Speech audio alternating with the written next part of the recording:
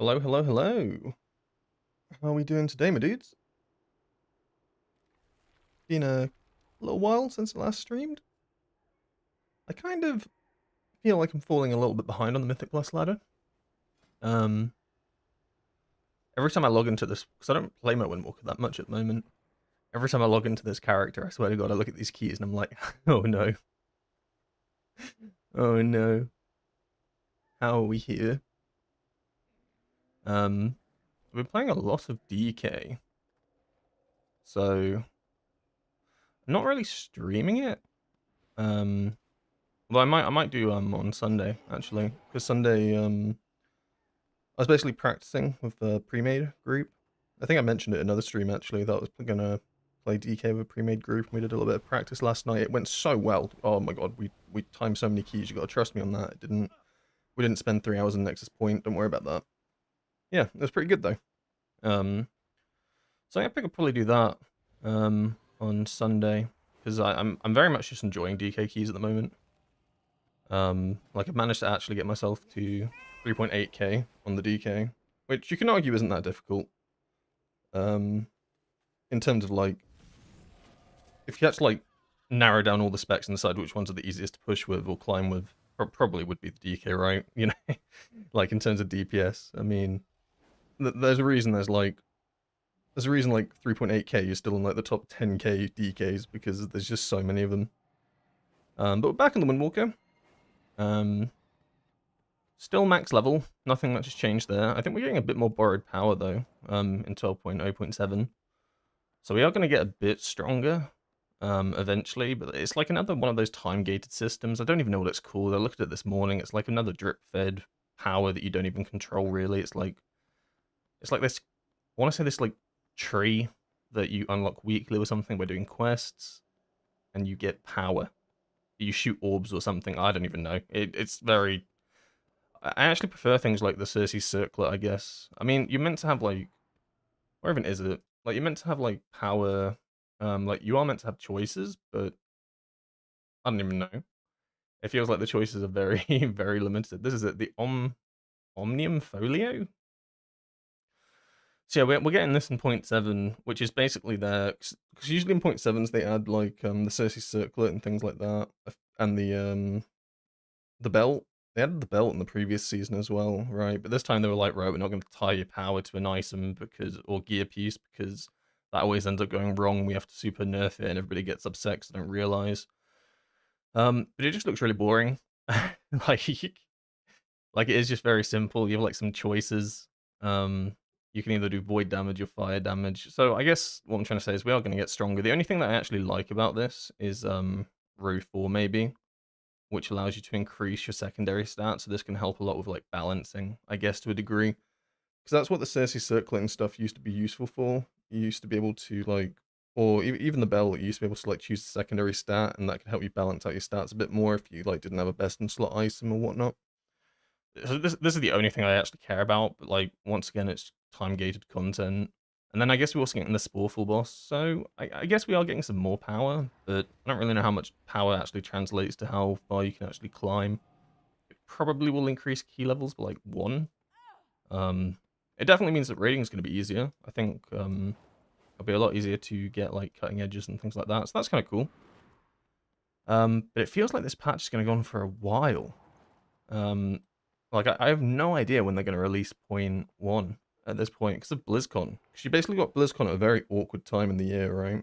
BlizzCon's coming around in, I want to say August, at like the very start of August. But then they've also got the MDI as well at BlizzCon. So if they release the 12.1 prior to that, then people playing the MDI are playing on a previous patch, which is weird in itself. But if it's after BlizzCon, then you've got like probably one of the longest seasons in a while, right? Like I don't know how. Like what would this be? Like 6-7 months? Maybe even when did the season come out? February? I can't do quick numbers, but basically one of the longest seasons in a long time. So I think they might release it before BlizzCon, but it'd be weird because then you've got people playing on the previous patch. I don't know. Not my problem. I guess the point I'm trying to make is we're getting more power, but I feel like this is going to be a longer season than most. So there's still time to climb. but every week that I don't really do keys on this Windwalker, I fall behind because then people have done the higher level keys. Yeah, let's do some dungeons. We have a few 17s, I guess, which is nice. Let's try get a few more, I guess. I suppose I'll go for 17s and just see what sticks.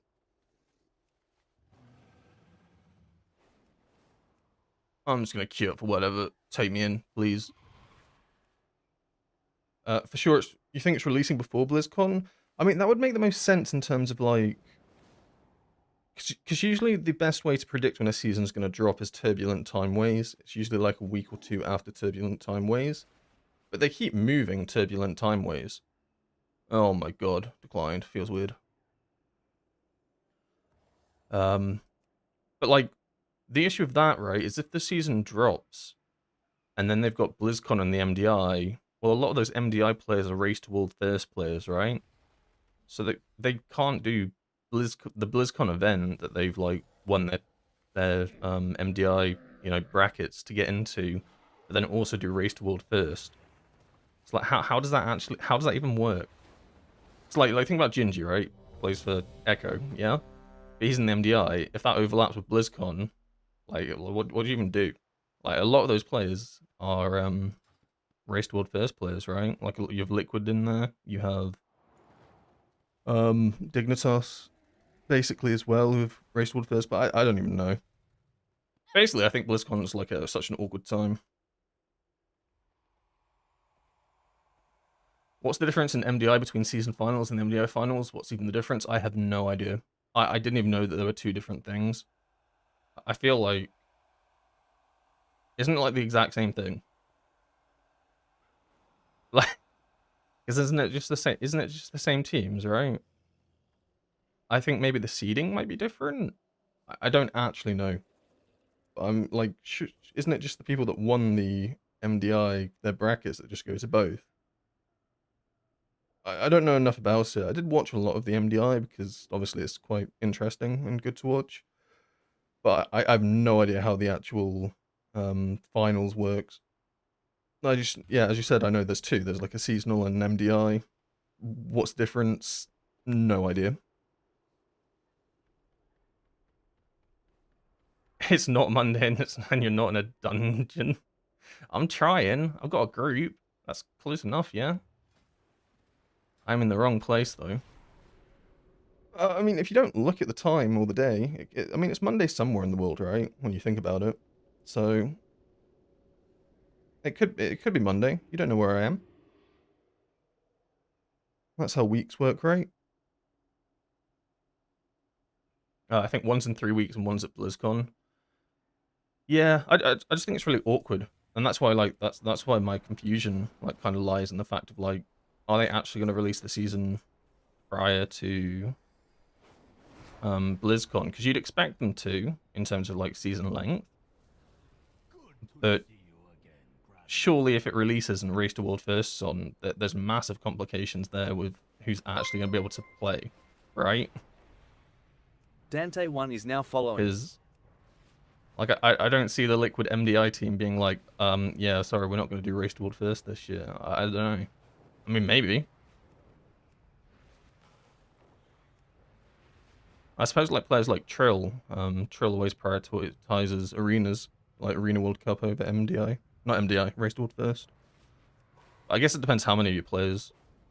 I don't know. It's not my problem. What I was trying to get at was just like, when is the season actually going to drop?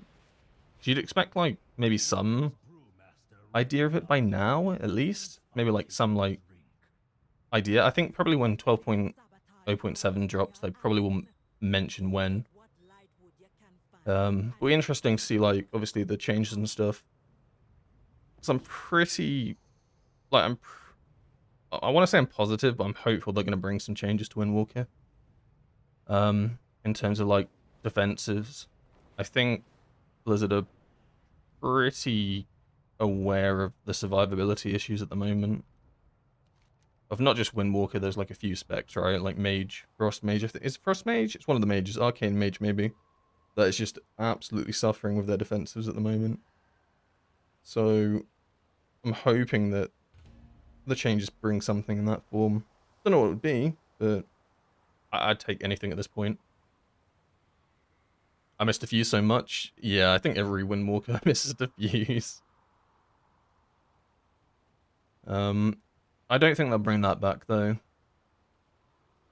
because I don't know. I just feel like they'd have to rework the talent tree. I mean, they'd have to do that anyway, right? If they Well, they wouldn't have to. They could just change a talent or two.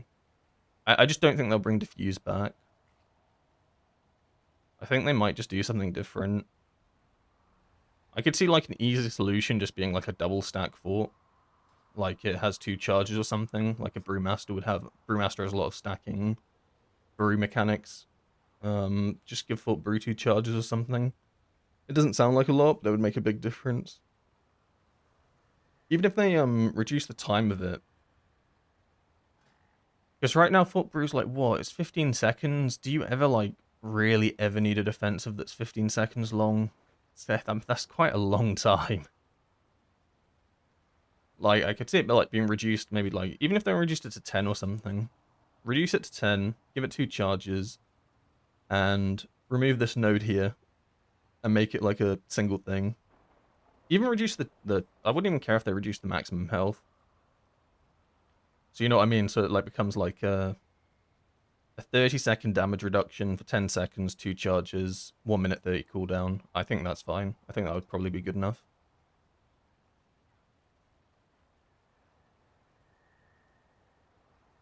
Make it like Blur?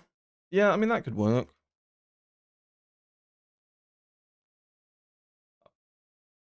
Yeah, I mean, it's essentially like what I was thinking, like Survival of the Fittest, but Blur's essentially the same, right?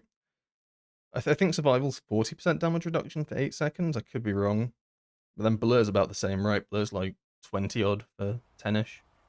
Just something in that ballpark, right? I don't actually think we need too much changing with the talent page. I think if they wanted to really shift things up, they could make it so that Slicing Winds is actually good again. Following. Because then that will open up a few more, like, viable talent builds. Oh, yeah, of course. I want them to fix Conduit or make Conduit viable. Yeah, probably. Yeah, probably actually that's a big one. Shadowpan's fun, but it feels very weird to have, like, a dead hero talent. So, like, there is a bunch of things they probably need to do for Windwalker. I mean, you know it's rough when the tier set is 100% favored for one hero talent, and that hero talent is still not even really played. Like, our set piece at the moment is super, like, favored Conduit because of how it works with Heart the Jade Serpent, and then you still don't run it. It's, like, one of the worst set pieces in the game for Shadowpan. But, you know, it's just still not good enough. Yeah, they got to do something there.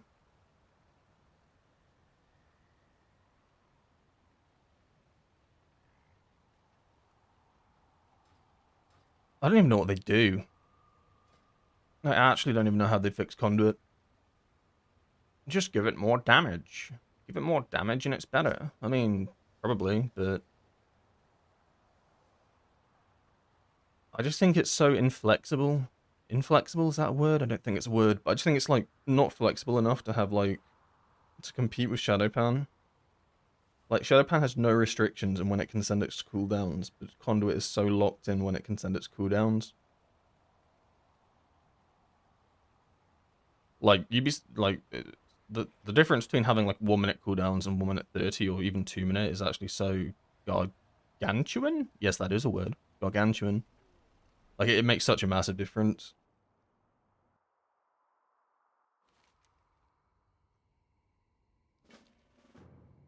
Oh my god, viewer keys? Yeah, but it's got to be your key. And it's got to be a 17. I don't make the rules.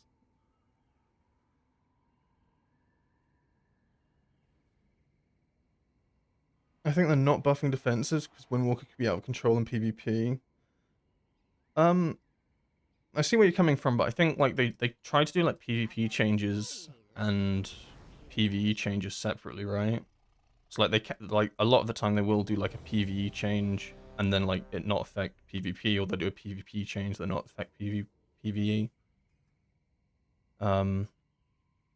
Yeah, you are right. Windwalker is very good in PvP. That is like its strong suit at the moment. I mean, it's good in PvE as well, right? Like, let's not get it twisted. Its damage is good, and it's clearly good in the raid at the moment. For better or for worse, whether it's padding or not, right? It still like looks like it's good in the raid. But they 100% can make PvE changes without affecting PvP, and vice versa. They do it all the time. My 4N is now following. Appreciate the follows, by the way. What we doing then? We doing a big pull. Ontanda is now following.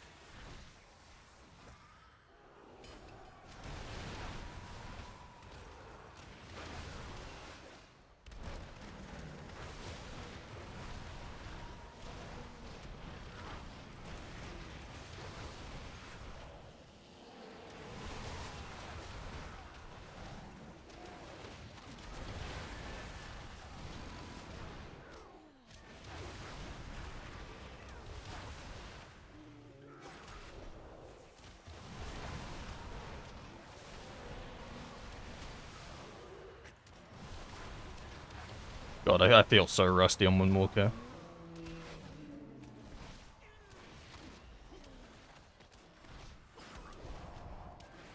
I play so like I'm playing a lot of DK at the moment, but I don't know. I can feel it. Not rusty enough to like troll, but rusty enough where I'm like, oh god.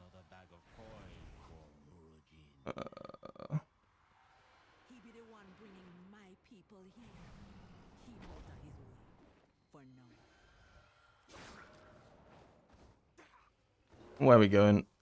I'm bringing it back.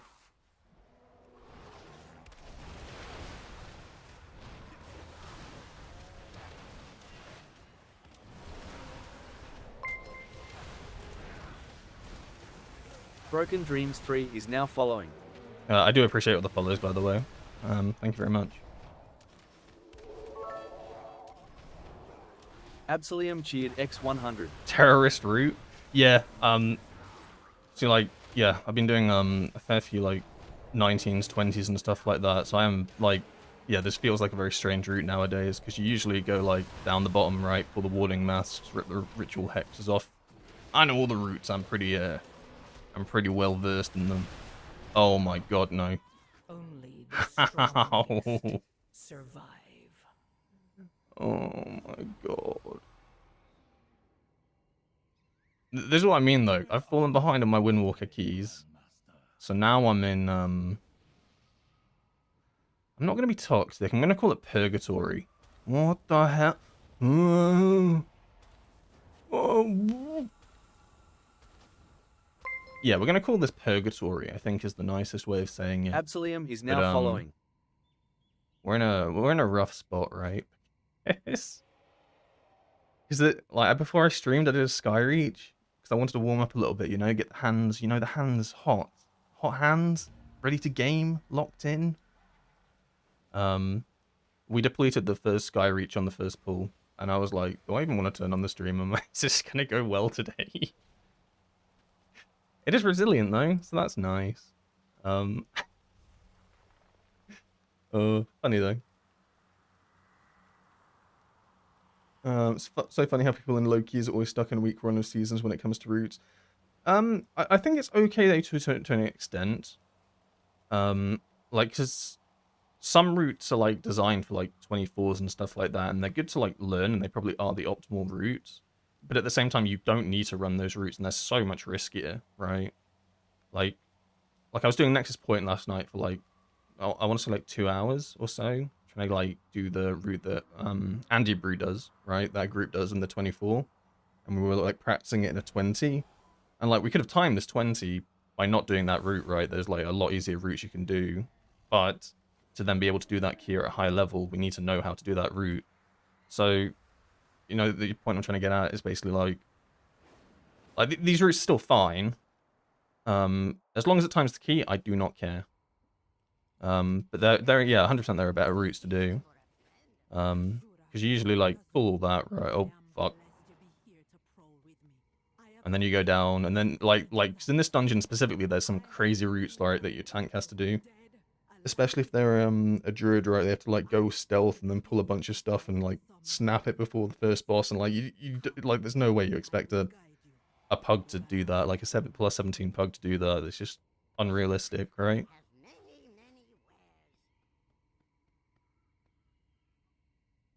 We've got to rate my dog, rate my mog. Can we rate my hog when we submit it? No, I don't think we can get a rate my hog. The only way we can get a rate my hog is if it's an actual pig, I think. Unless you're packing, in which case we can talk about it. Appreciate Abysslium, 100 bits. Thank you, thank you, thank you. That's very kind. Everything 15 to 21 is Elo Hell. I mean, I didn't say it. You said it. Can I please share the names of the last 2 songs I played? Oh my god. How long ago was that? I have no idea how long ago that was. Let me have a look. It could have been... It could have been Zara Larson Midnight Sun. It could have been What Was That by Lord. Or it could have been Run Your Mouth by the Marias. Take your pick. I have no idea. Should try add a little Spotify thing to the stream at some point. So I have had people interested in the songs. I don't even have a playlist or anything. I literally just put it on shuffle. Sometimes we high roll. Sometimes we get demon mixes. I think today's pretty decent though. I just don't know where I put it. Like I feel like the WoW UI is so awkward to like fit in things. Like I only just put the things in the bottom of the corner here with the score and stuff. Maybe like top left Spotify or something.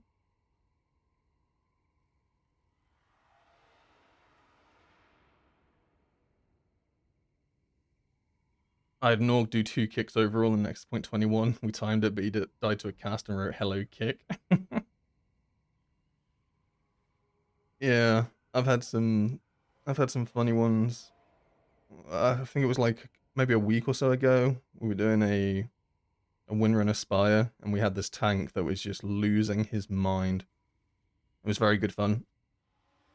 He was like calling people out, and then he started like getting really big, asking us if we knew who he was. Oh, it was great. It was an experience. Those are the fun ones though. Like I'd rather just have like people like absolutely just losing it. It's just so funny to watch a breakdown.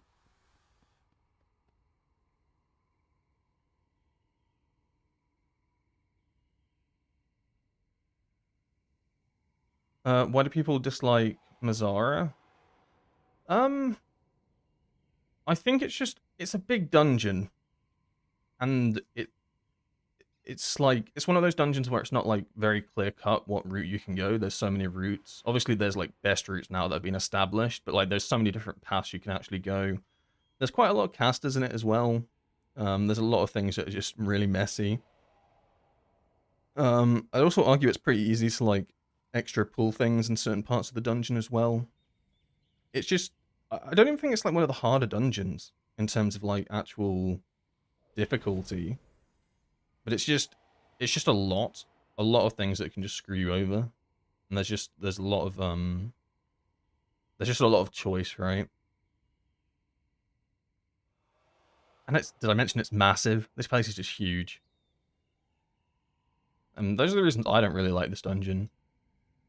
But I've grown to like it a bit more as my hatred has grown for Nexus Point, I think. Like I used to rate this as my least favorite dungeon, but little did I know that Nexus Point is actually the worst dungeon that Blizzard have ever created, and it's not even close. Whoever designed that left side of the dungeon, demonic. Actual demonic showing. I don't know why they did this. I don't know who created this. Horrible wing. But I can't... If this gets voted back in for Season 3, I'm out. And it probably will because it's got the 2 rings. Oh my god, it's got the 2 rings. It's definitely going to get voted back in. Oh no, please god, no. It's just not... It's just such a horrible place. The right side's actually not too bad. But there's just something about the left side of Nexus Point that is just... Someone evil created that place. Actual evil.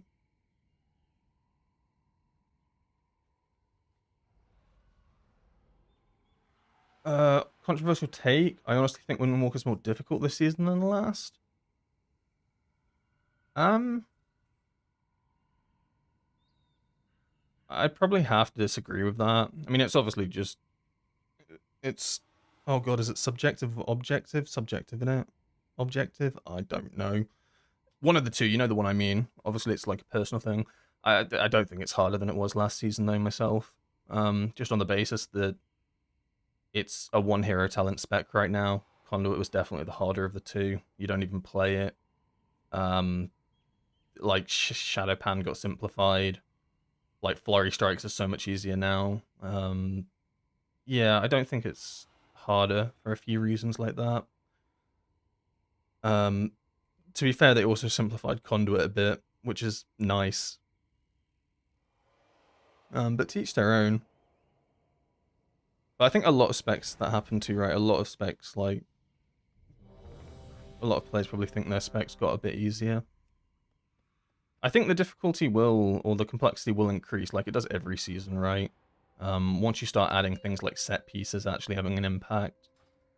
Like, I think Shadowpan was actually quite complex at the end of the War Within when you had to take into account you had a lot to, like, You just lost. What? You have a lot. Yeah, there was a lot to think about with like how the set piece operated and having to play around that. So yeah, I don't think it's harder than it was. Please, Mr. Tank, don't die.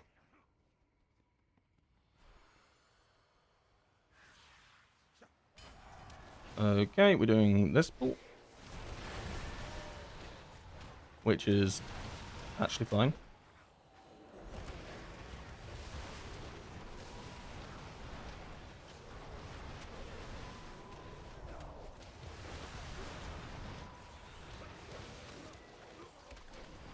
Everything is dead?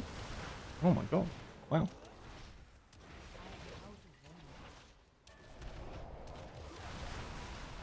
We might actually be going the route. I imagine he'll go down here. We have no grips though to get these guys off the platform, so that's gonna be fun. That's kind of hype. I don't know how we're planning on dealing with that. Oh, we're just not going up. That is a smart play.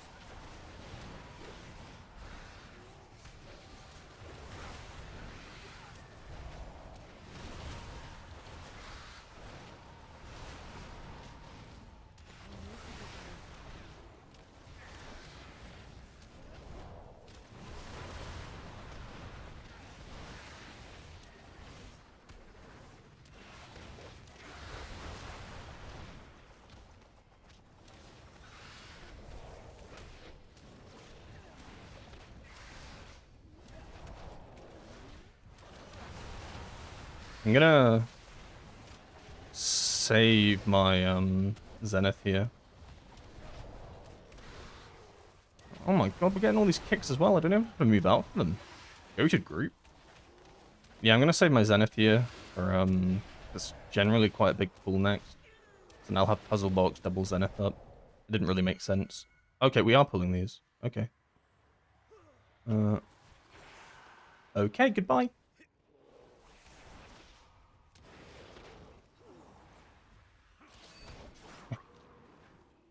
Okay, I guess it's not a big pull. I don't know what's going on. And I'm not holding Puzzle Box and double Zenith for that long. I just assume we were going into a big pull. But you can't make assumptions. I don't know why I'm even bothering. You just got...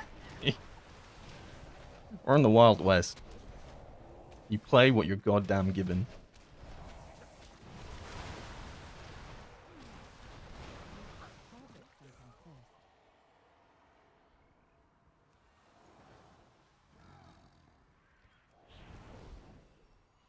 So I imagine we're going for a big pull here then?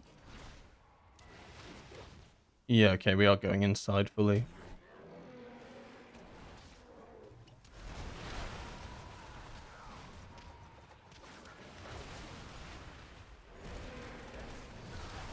Or I guess we're going half and half. I don't know. I don't even know. I'm trying to like guess what we're doing.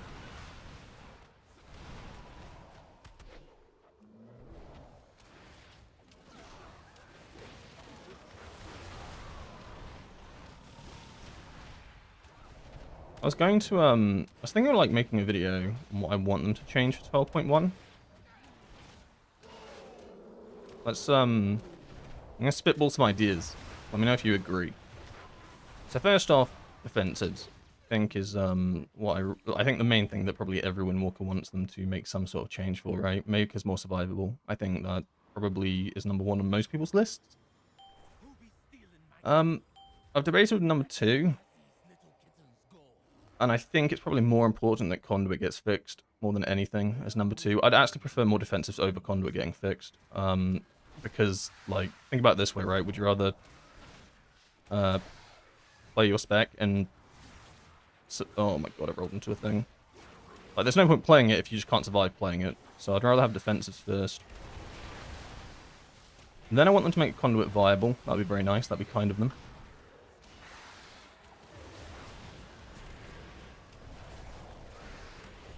And then, alright, they need to make it so that you can interrupt whilst casting Fist of Fury.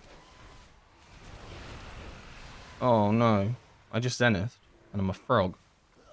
That's okay. So I think Fist of Fury being, or the other way around, right? Kick being castable whilst you channel Fist of Fury is something that we've needed for a long time.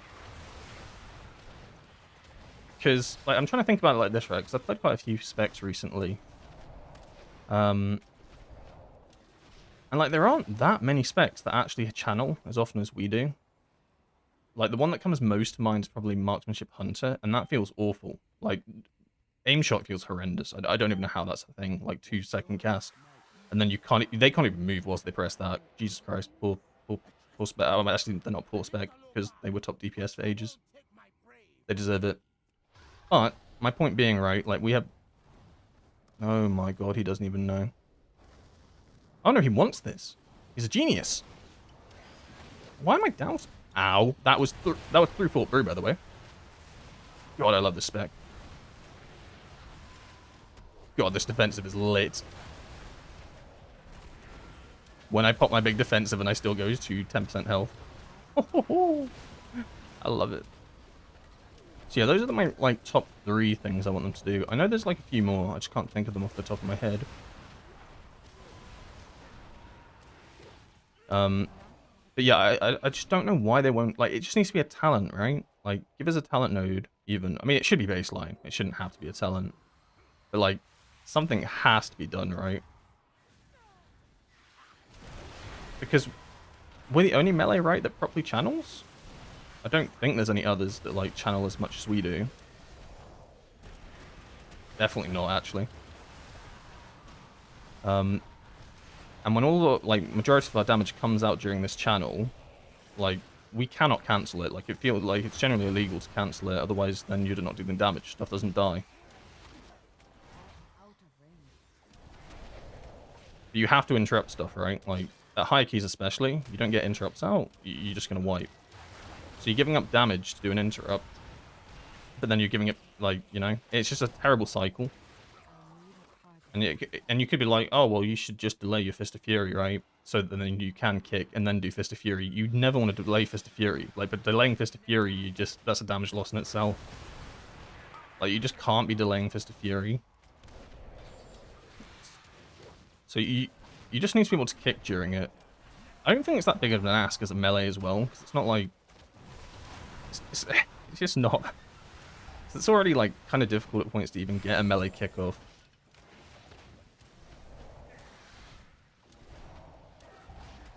I'm not quite sure when I want to Zenith.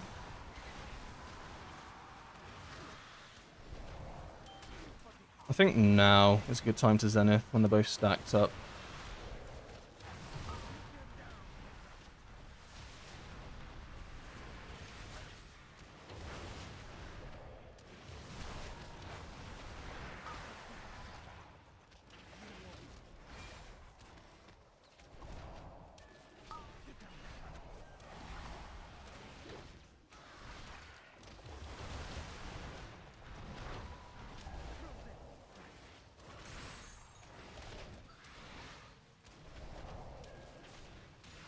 Oh, yes. Yeah, I knew there was more things that I was thinking of. They need to make it so that spinning crane kick isn't garbage anymore. God, there's a long list of things that they need to change. Like, that's already 4 things that are almost like... Not like you have to change them. But they're kind of necessary now, right?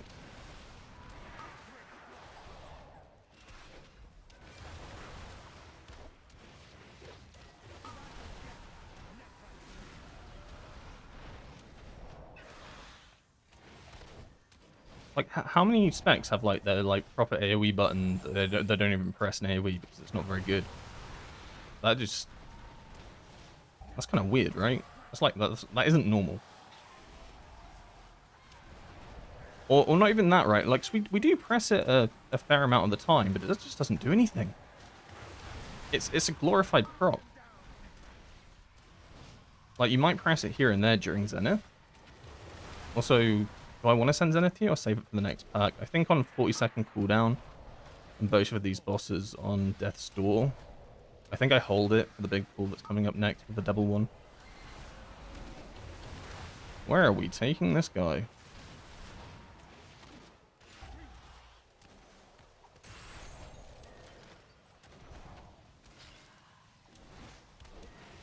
I probably... Oh my god, I need to kill him now. I'm definitely going to overcap here.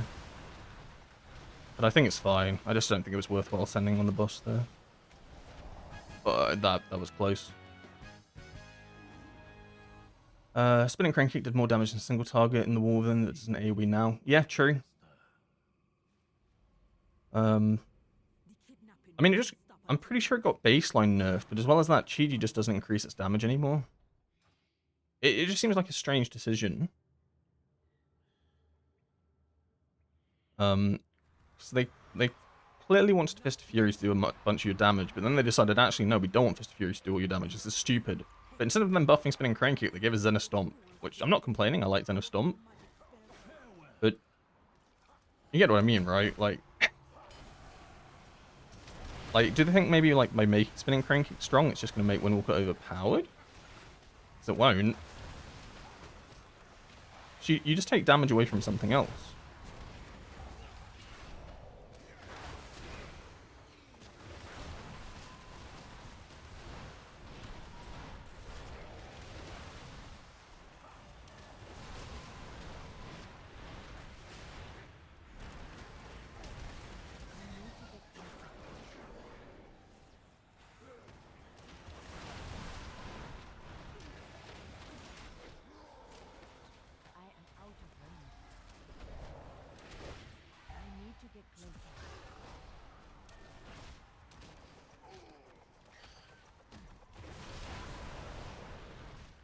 I think someone died during this pull, which is why it lasted so long. Why don't I use Detox? Because I'm an awful team player.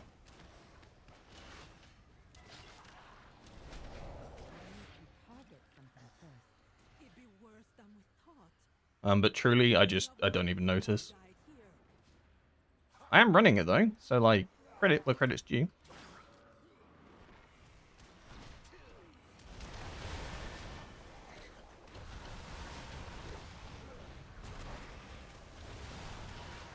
Oh god. Also, thoughts on making it so that Whirling Dragon Punch doesn't lock you in the spot? What's all that about? Well, don't get me wrong, it's kind of cool, but at the same time, why?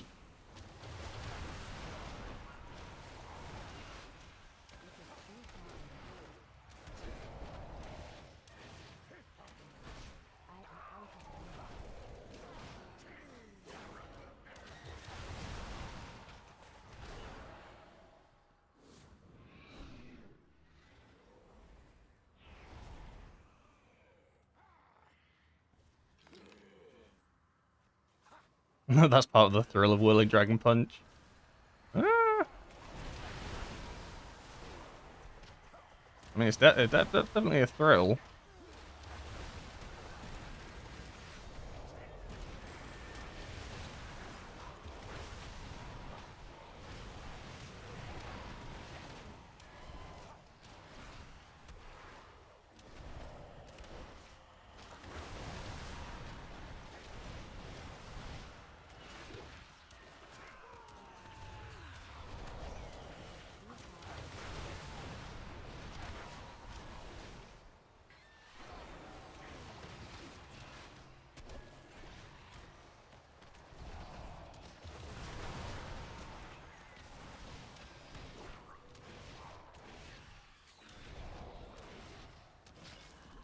Yeah, I just feel so rusty this key.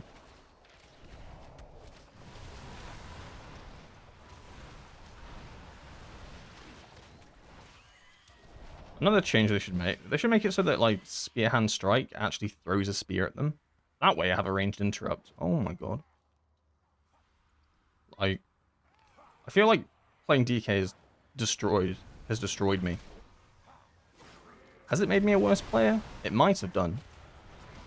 I'm just so used to getting away with whatever I want to on that spec. Having, like, all the utility you could ever ask for.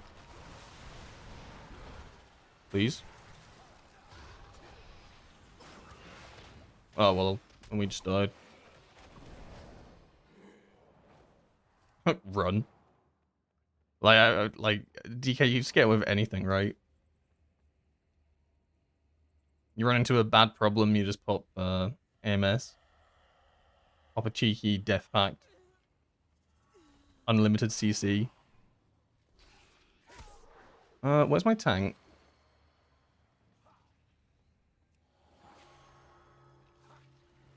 We good? We got aggro back? Doesn't feel like we've got complete aggro back, I'll be honest. Oh, what is that guy doing on the mountaintop?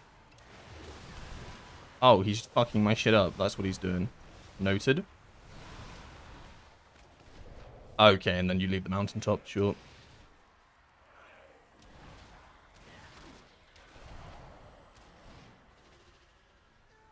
Like, I can't kick him with... What is going on?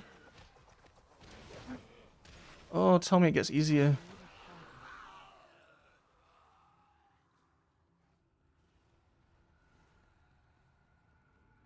Almost gapping your next DPS by 100k has been pretty damn good rust to me. I mean, I'm always fine with damage, but I feel most rusty about tends to be like utility and stuff like that, I think.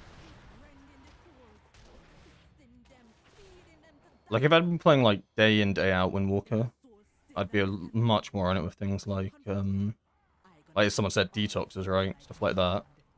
That's what I feel mega rusty on right now. Like, actually helping the group out, being spatially aware.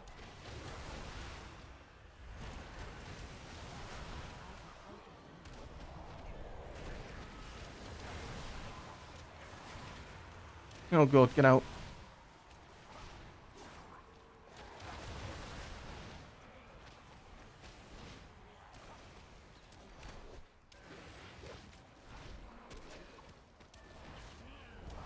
Like the DPS rotation just kind of like muscle memory almost. I feel like utility and CC and things like that changes in the dungeon. If that makes sense. Ow. Only the strongest Why do I talk? Why do I talk? survive. I didn't hit that, by the way. I want a VOD review on that one 100%. Because I was going to hit it, and then I rolled mid-air. I didn't hit it. I'm not having it. I mentioned I'm rusty. My Mythic plus pusher. See, if I was a DK, I'd just get on my horse right then. That wouldn't even have happened. Somehow this key's still timeable. Somehow. I don't even know.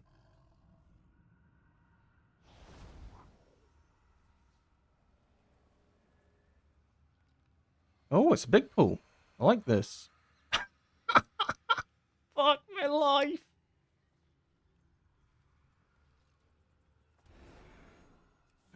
What are you... Oh my god, we're not going to time this. How long have I been streaming? Is it too early to say goodbye? Like, what is this?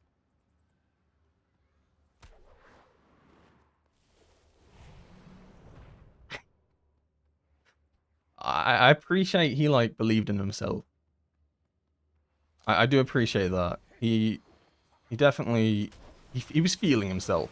He was like, oh shit, this is it. This is the big pool. He just got one shot. Luckily we had enough CC to kind of negate it. This is gonna hurt, right? I'm gonna put defensive. Yeah.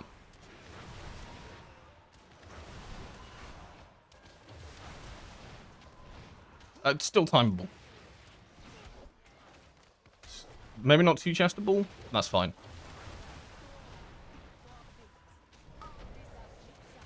I would love to think that we might go for the paralysis skip, but I think that is just not happening, right? That's probably just too much. So in that case, base out the frontal, knock him back. I'm having so much fun. Okay, that works. I'm gonna save Zenith for the intermission phase because that chunks, and I don't really have any defenses up, so I just want that phase to go as fast as possible.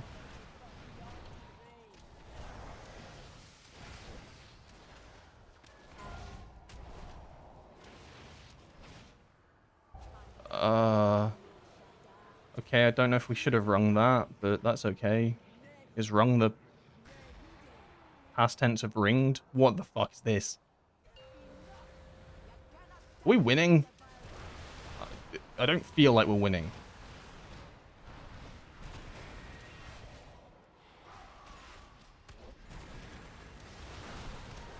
We're winning. Everybody chill.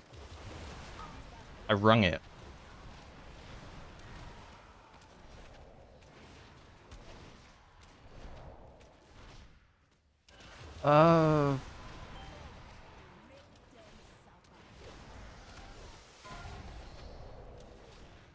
Oh, wait, I can paralysis. No, you've got... No, okay, right.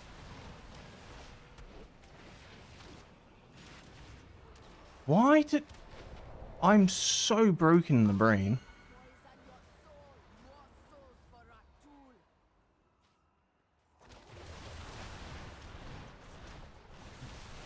I just... You've got to understand, right? Please, you've got to understand. Still playing this. We are still playing this. Ow. No, we can do this. Hold up. We cannot do this. I'm getting mixed messages. One guy said paralysis, and then the tank said, don't control the ads, please. I don't know. Get me out. So yes, I can paralysis.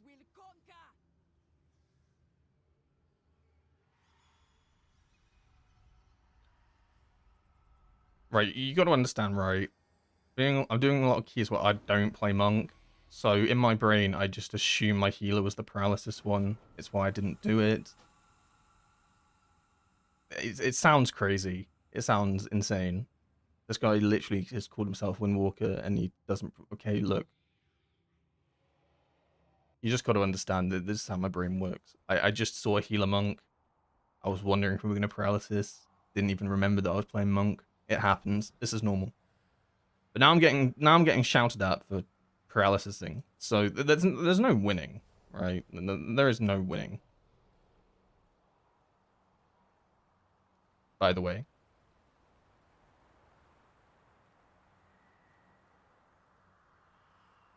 The tank ran into the beam. Oh yeah, no, the tank did run into the beam. Yeah, don't worry about that. Could you speed taunt on the shade to connect quicker?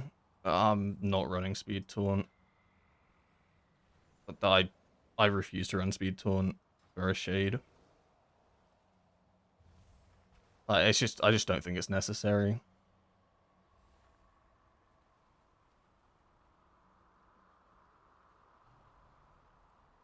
Oh, they're flaming the tank. Poor guy. He's getting it in party chat. You don't see what I see.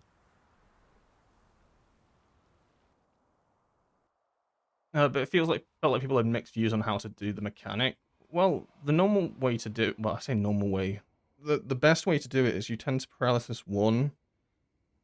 You paralysis 1, your tank runs into the second one that spawns, because he's tanky, so he survives it. Then you bait the beam in front of the boss, and then the 2 players that are targeted by the final 2 run to the other side, connect them, and it simplifies things. And then the paralysis mob gets one, like when the next set spawn, they pop each other, then you paralysis the next one that spawns, and it's like a paralysis cycle.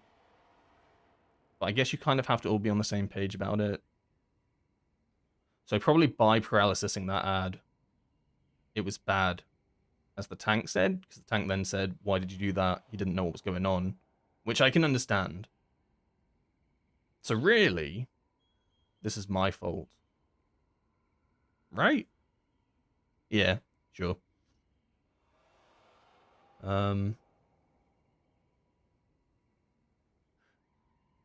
my point being, you don't have to do any of that on this key. It was fine what we were doing. Like, even though it looked horrible and I was complaining, like, that was absolutely fine.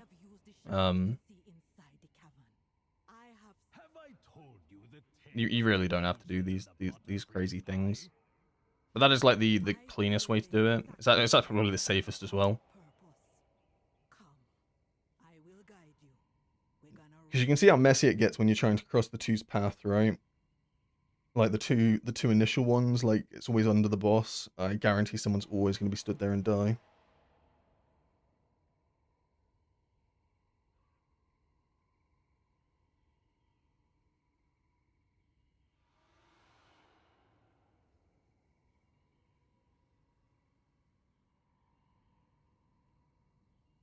I think this group has crumbled.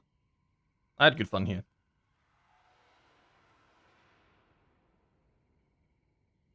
That's what you normally do, yeah, but there's plenty of people who actually do not know that. Yeah, no, that's what I'm trying to say.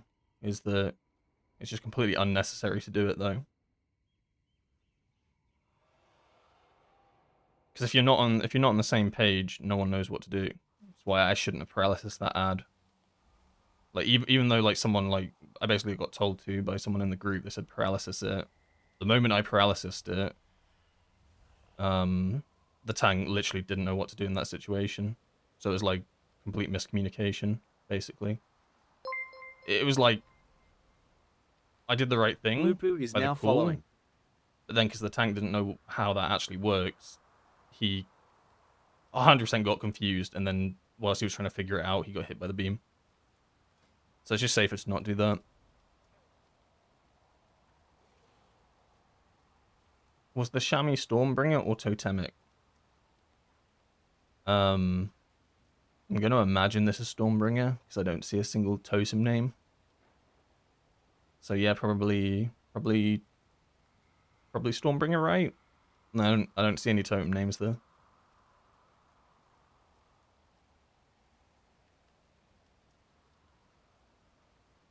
Tempest equals Stormbringer. In that case, he was Stormbringer.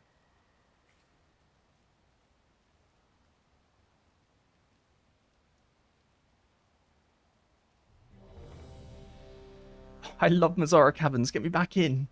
Another one, another one. I appreciate the follow. Blue Poo. Great name.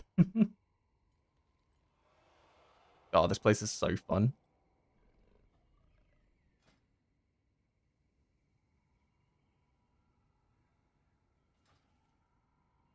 I'm just excited when I get to do, like, what are the good ones? What do I enjoy? I actually enjoy Skyreach. I think Skyreach is a fun dungeon. I like Pit as well. I like Seat. I actually really like Seat.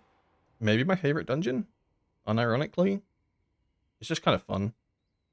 Spire is okay, but I feel like Spire goes on for so long. And then AA is just AA. I'm so bored of that place. Because obviously as a monk, I had to, as all monks do, you had to farm AA to get your puzzle box. So I spent way too much time in that place.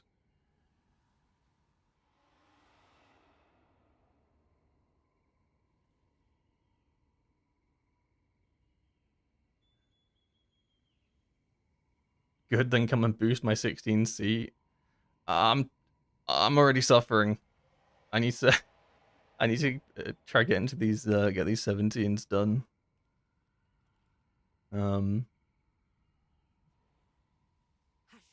Yeah. I don't love it that much to do a key I've already done. Let's put it that way. I'm not that big a fan of the dungeon.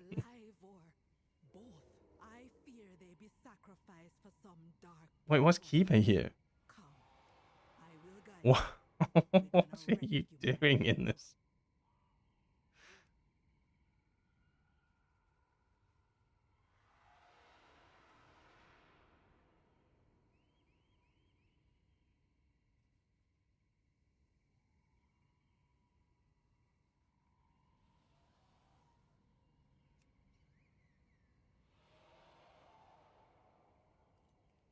Keeper, I'm telling you, you can't do your route though.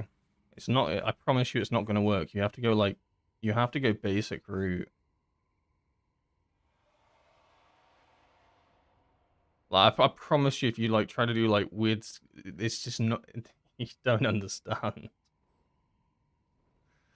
Oh god, I hope you can hear me.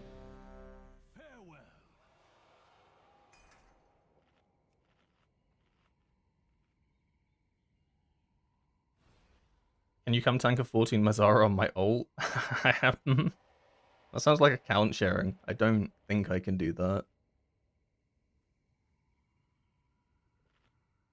Yeah, but a 16 becomes a 17. Not when I run it. Have you not been watching the stream? Have you seen me time a key yet? Have you seen a single like completion of a key? There's 16s do not become 17s here. Why do I take Soothing Mists in talent? Because Windwalker at the moment lacks survivability in certain situations. Not all dungeons, but there's a lot of like situations, especially as you get higher up the key ladder, where you have to use defensives quite often, which means they're quite like they're on cooldown quite a lot, and our general survivability is pretty weak. So just having like an extra button you can press that gives you 6% damage reduction can be the difference between like surviving something and not surviving it. That's the main reason for it. It's like a pseudo defensive, but like it's very weak. But it like by single pressing it before something like a big boom comes off or something can be the difference between, you know, surviving or getting one shot. As well as that, if you're on the ball, you can also target other players, and you both get 6% damage reduction, which is kind of neat.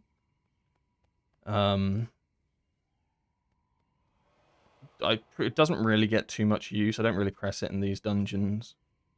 So they tend to not like this is survivable, right? Like to me, like 17 is pretty chill on surviving. But once you're getting into like the rough dungeons, like there are some really horrible ones where they just got constant damage, right? Like a good example is Algothar Academy, Veximus. There's a lot of damage coming out, and you need your defenses for certain mechanics, and you can't really be popping them on the circle spawns, but the circle spawns underneath you do a lot of damage. So just being able to like defense yourself slightly for that initial impact and then move out can make a big difference. So there are niche situations like that. I'd probably say it's more useful on actual bosses than it is like on trash packs.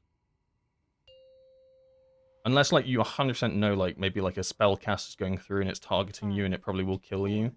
But bosses, the damage is a lot more scripted, right? In a dungeon, like you know when the boss is going to do its big boom or a mechanic's coming out, so it's a lot more predictable.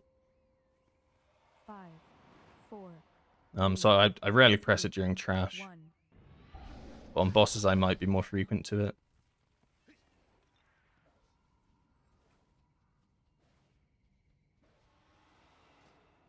Isn't Vivification better? You run both.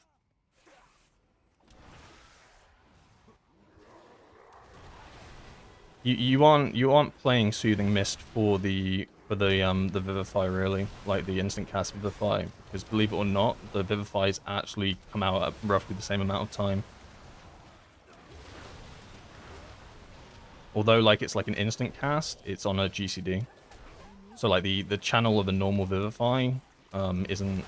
So by the time you like channel a Vivify on yourself, it takes the exact same amount of time as a Soothing Mist Vivify, which is classified as instant. So it's not for those heals. I mean, it can be useful for those heals if you really need it to be. But at that point, you're killing yourself with energy, and then you're going to do no damage.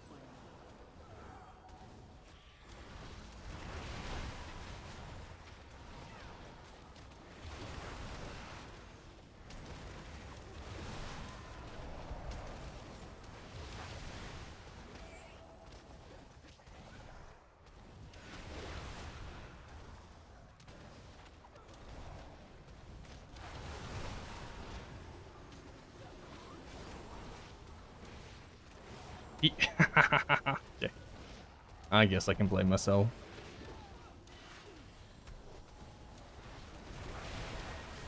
Oh my god, there was a post there.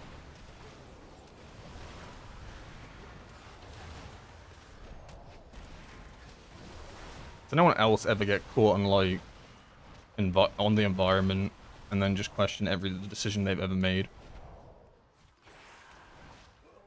Like right there, I didn't notice the post was there, so I ran backwards, ran into the post, almost got one shot by the fire circle. I love it. I'm so situationally unaware. I survived, so it's fine.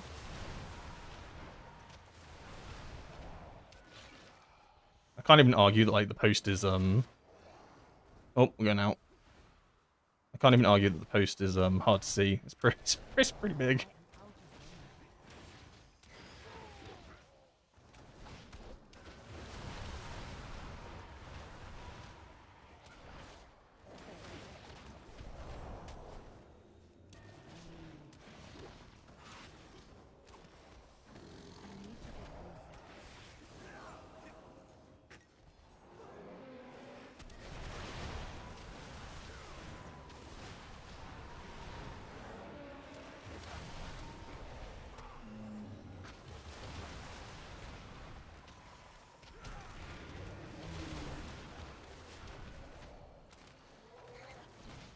That roll took me a little bit further than I thought it was going to down the stairs.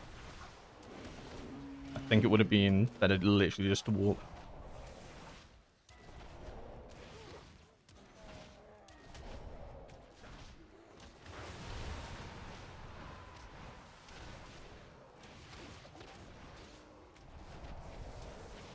I wonder what talents are missing to take it.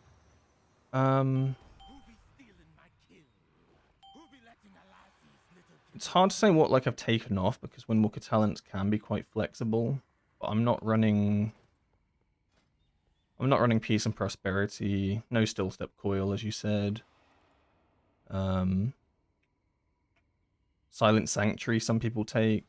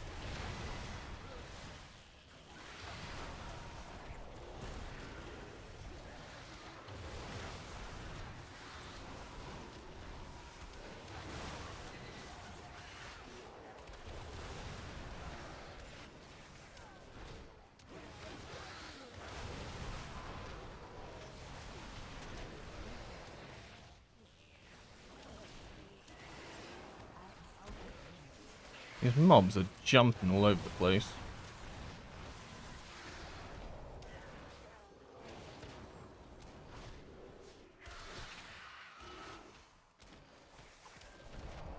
I mean, the warrior's doing some pretty good pumping.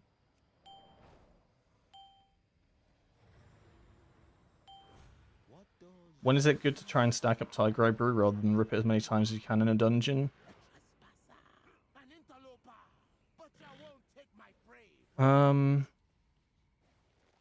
Probably on bosses, I think.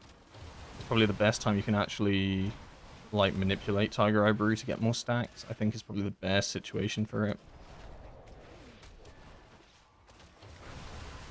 Because on trash packs, right, like, you don't really want to be delaying, like, Zenith for, like, crazy amounts of time to get stacks. It's more important to get the Zenith out so that you can actually do a lot of damage on the pack. But on a boss, bosses tend to be, like, extended. Usually they're single target as well. So you have, like, a bit more flexibility in when you can actually send your cooldown. Right? Like, it sucks sending, like, a Zenith at the end of a trash pack, right? Because then you might not get full value from it. But, like, midway through a boss. And they take a lot of time as well. So usually on bosses is when I consider trying to build up stacks for a better Zenith.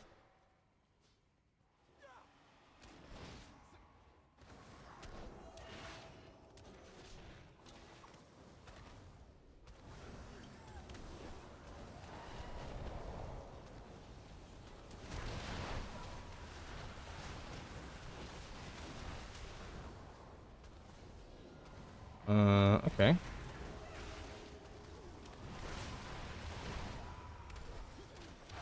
I was rooted, but I'd already sent Tiger's Lust.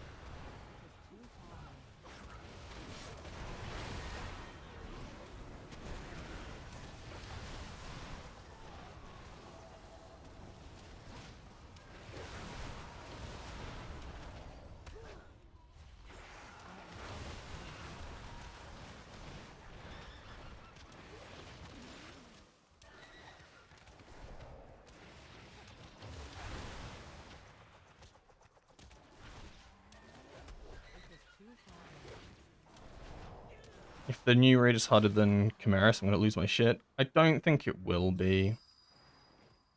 Oh, okay, we're doing a skip. That's fine.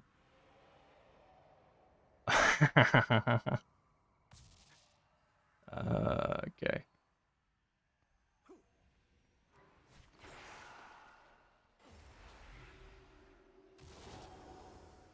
Crazy.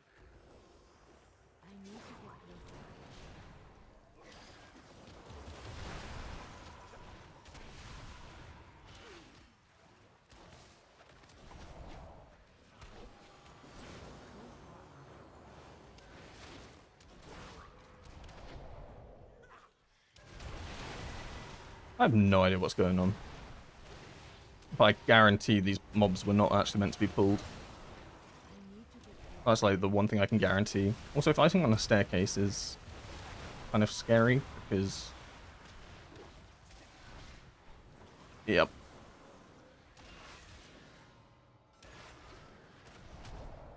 I'm having a terrible time.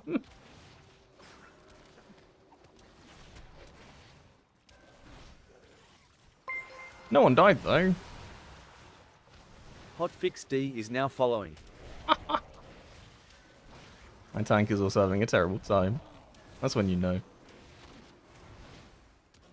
I mean, you did this to yourself. You did not have to join this dungeon. This is self-inflicted. I do have to be here. I need this. I need this. You choose your own fate. L333_X is now following.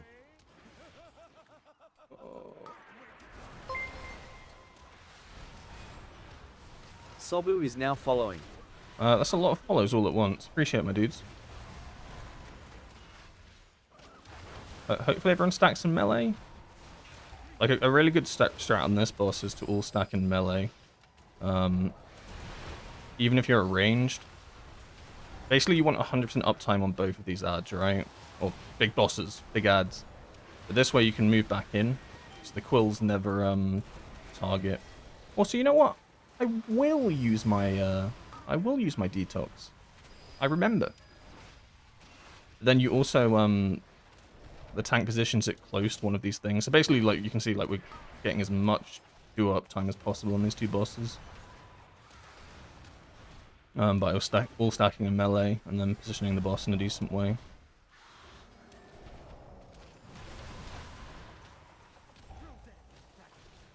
So he's gonna move it. Yeah, I'll move it over there now.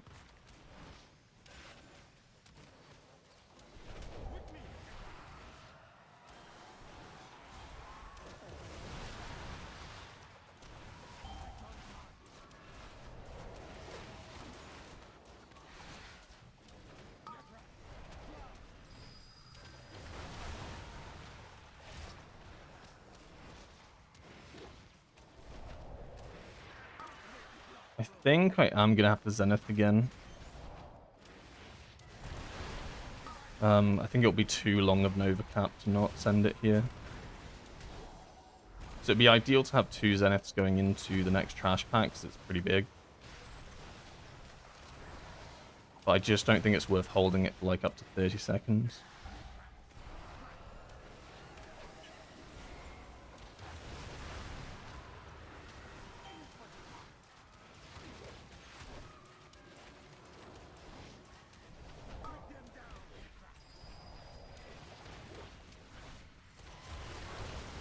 I will hold Puzzle Box though.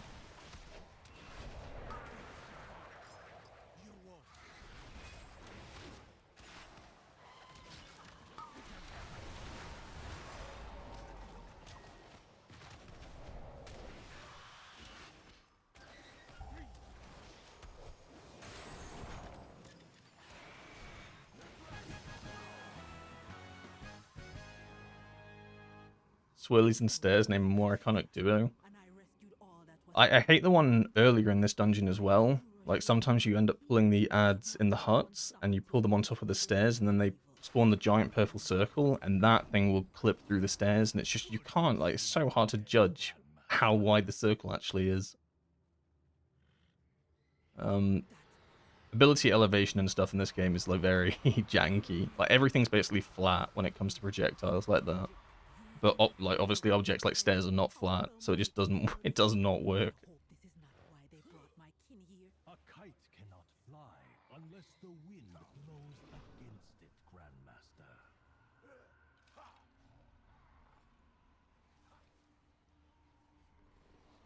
Farewell. Oh dear God.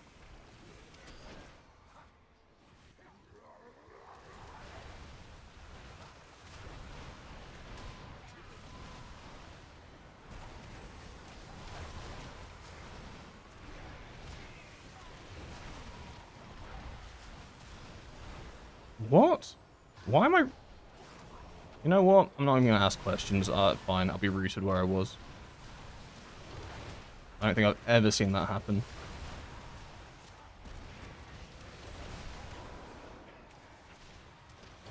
So I basically got knocked up by a tornado on the exact same tick as I got gripped. Which for some reason then decided that I was actually getting ritualed. Just where I was, basically. Oh my God.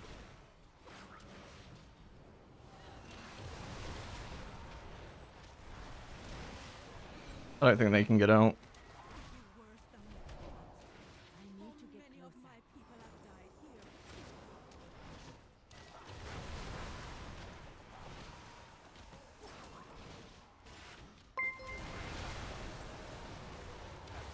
Fernando PP is now following.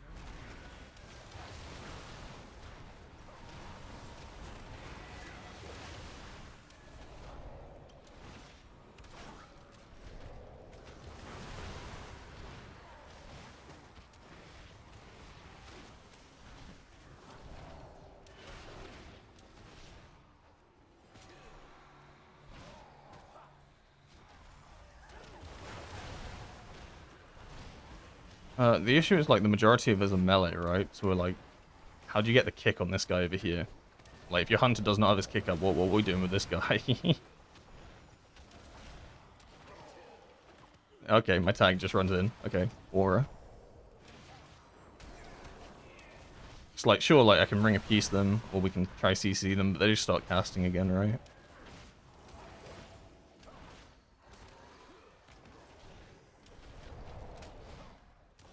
I'll have Puzzle Box up for the next pull.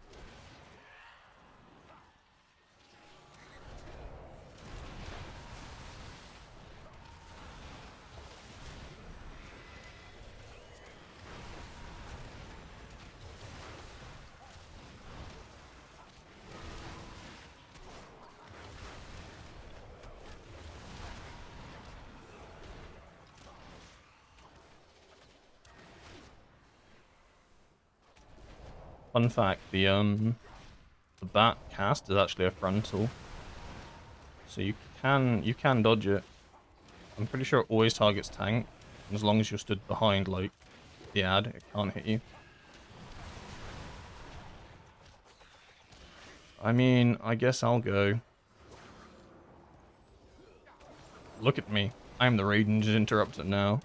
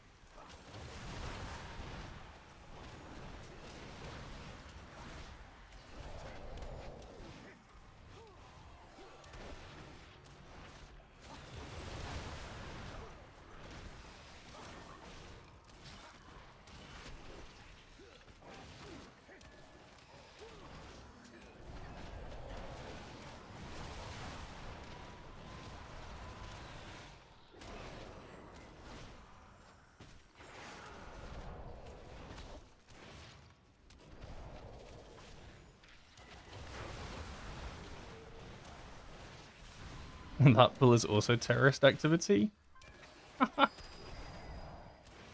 No, this pull's good. What are we pinging?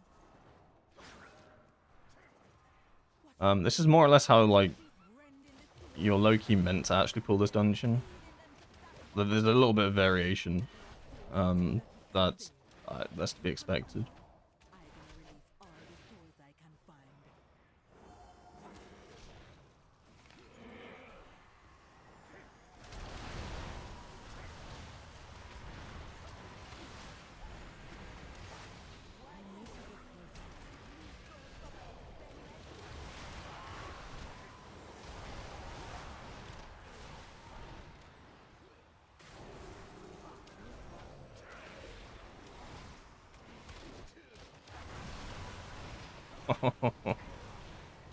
I hate cancelling fists.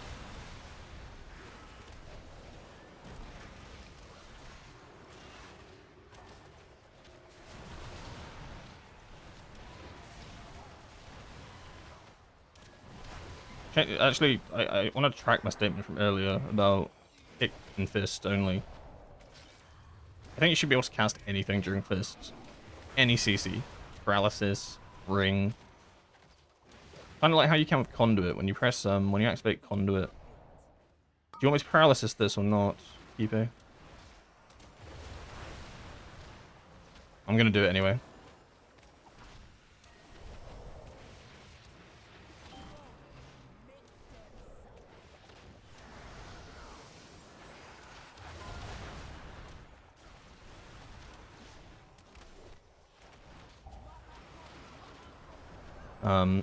So this is like the ideal way to do this boss, and you can see like how much like I want to say like safe almost. It's pretty, like very safe. But obviously it's not. I wouldn't expect to do this like any run. Like basically your tank needs to like be aware of this. He shouldn't have actually popped that. I don't think that's the end of the world.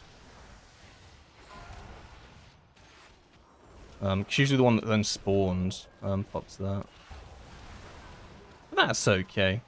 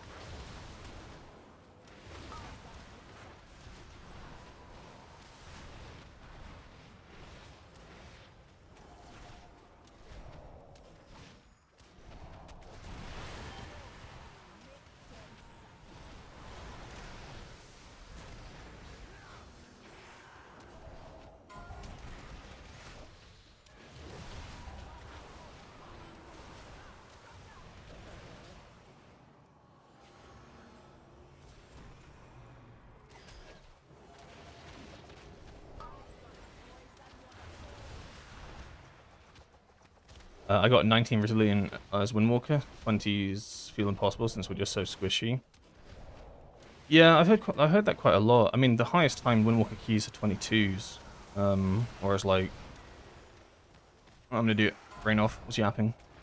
For like other specs, I think it's in like the 23, 24 range, right? Which is like essentially 2 cold keystone levels. I don't have a ring. Squishiness will make a difference. Team comp as well can make a big difference, right? If you've got like certain classes that can actually just help you survive things, it makes a massive difference. I don't really have coolies for this.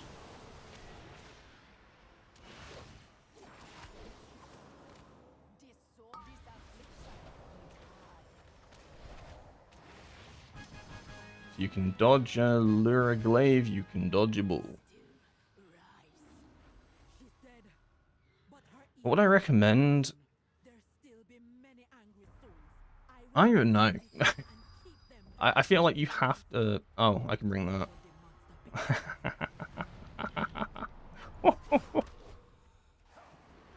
I mean, we almost skipped it.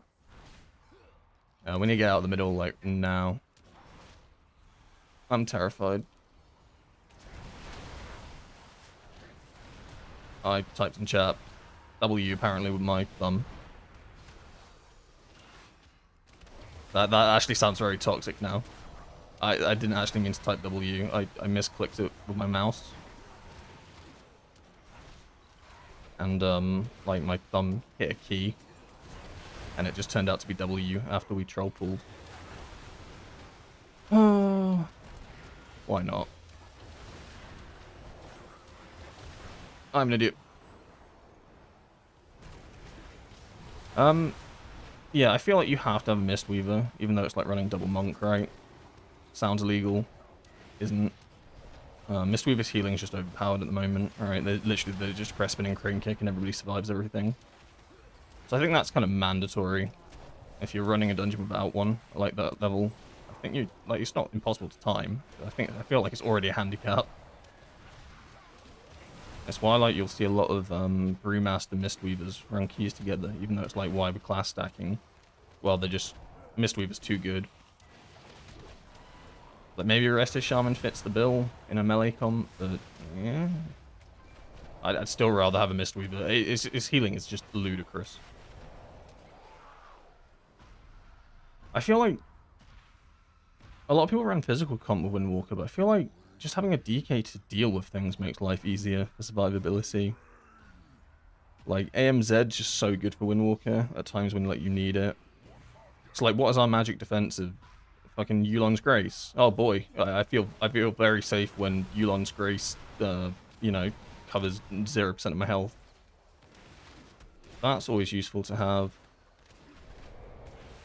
I don't know, probably things like a warrior are quite good for Windwalker as well. You know, Battle Shout can help our survivability.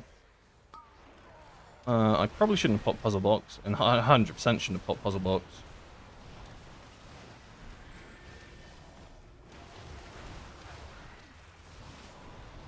Because this phase is about 1 minute 30. Oh well. I don't use my brain. Only the Okay. strongest survive.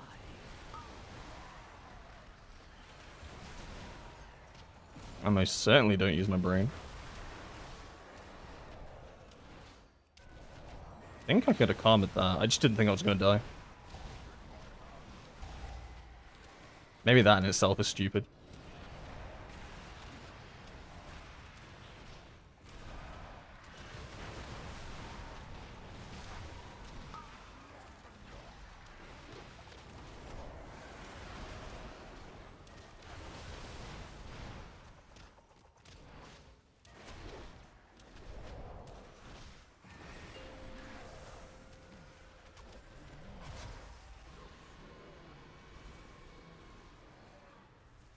Which lust would you bring? Great question.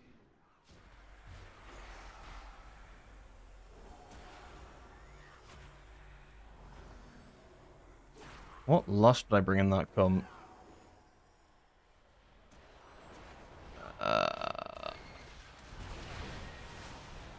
Shaman DPS? Is that even viable? Hunter, maybe? No, Hunter's not very good anymore. I don't know. The drums count? Can I just bring drums? Okay. Can I just bring drums and then take a DK? And a Devourer?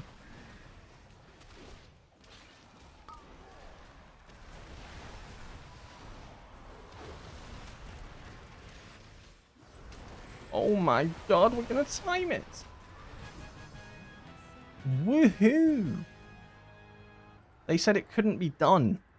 They said I was crazy for trying. I am. Drums in the 20, you sure? No. Not really. Whoa, Hunter not very good anymore? I mean, like, in the grand scheme of things, it isn't as good as it was, right? I'm not, that's not a crazy take. I want to do the Algathar? I would love to do an Algathar Academy. I want nothing more than to do your 18 Algathar. Yeah.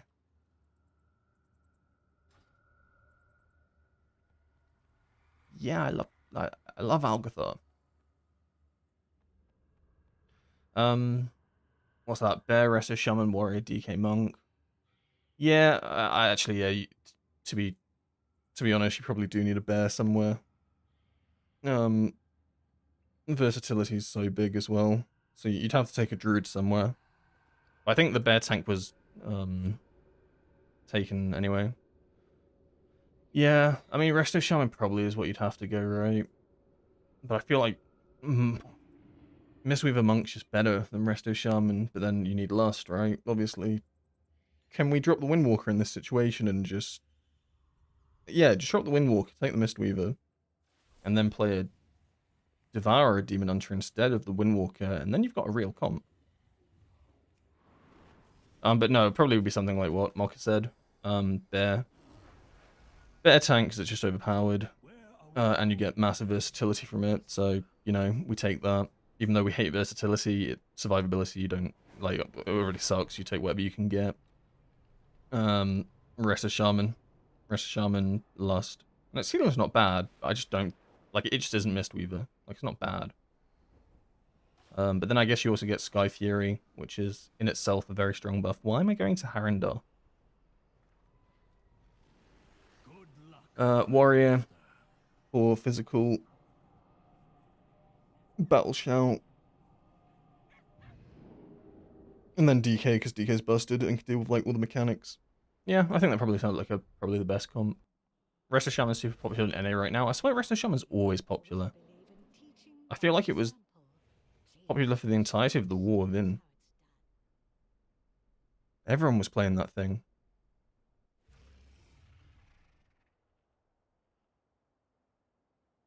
Mistweaver is insanely popular as well.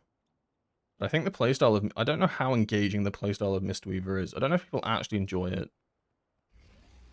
Because when I say it is just spinning crane kick, that's not really much of a lie, right? Like, I'm sure there's a bit more nuance to it than that, but isn't it like literally 95% you just press spinning crane kick? I don't know how engaging that actually is. People enjoy it. I mean, I'm sure people do enjoy it, but... I mean, I don't even know what Rest of Shaman... I don't pretend to know what healers do. Who knows, man? Maybe Rest of Shaman just presses chain heal. Who knows? It's above my pay grade. I'm a DPS. I don't get paid to know these things. My buddy's working as Mistweaver. He says it's so brain dead.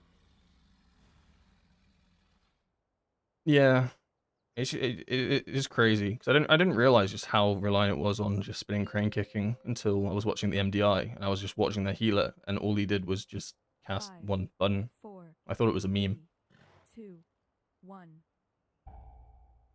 I want to play Devourer, but it feels so awkward and low keys. Yeah, my friend says that as well. He's playing Devourer. We're like trying to push keys together, and he's saying even like at like 18s, 19s, and that loss, it's kind of like you need longer uptime on things. I'm gonna go for this. Skull leaked. So at low keys, I can imagine Devourer Demon Hunter is just horrendous, right? Because you need things to last a while so that you can get your stars. Why did this thing just jump on me? Piss off.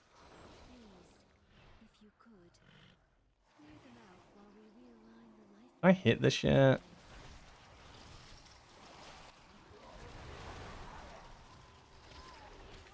Only the strongest survive. I don't... No, I held. Angry. I'm angry now. That's not fair. That was ethical. That was 18 seconds of combat. We'll call it 16. SMH this tank. Please don't leave.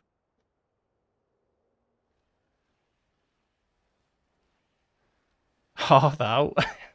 No. I think it's... I don't know if you can survive. Yeah, you can't survive because you need my damage. My damage is insane on this pool.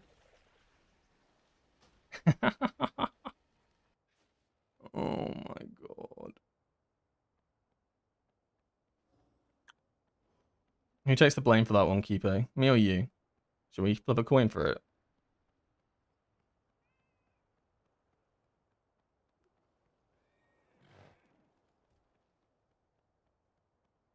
Oh my god, it was the... Oh my god, okay. The tank accepted responsibility. This was not my fault.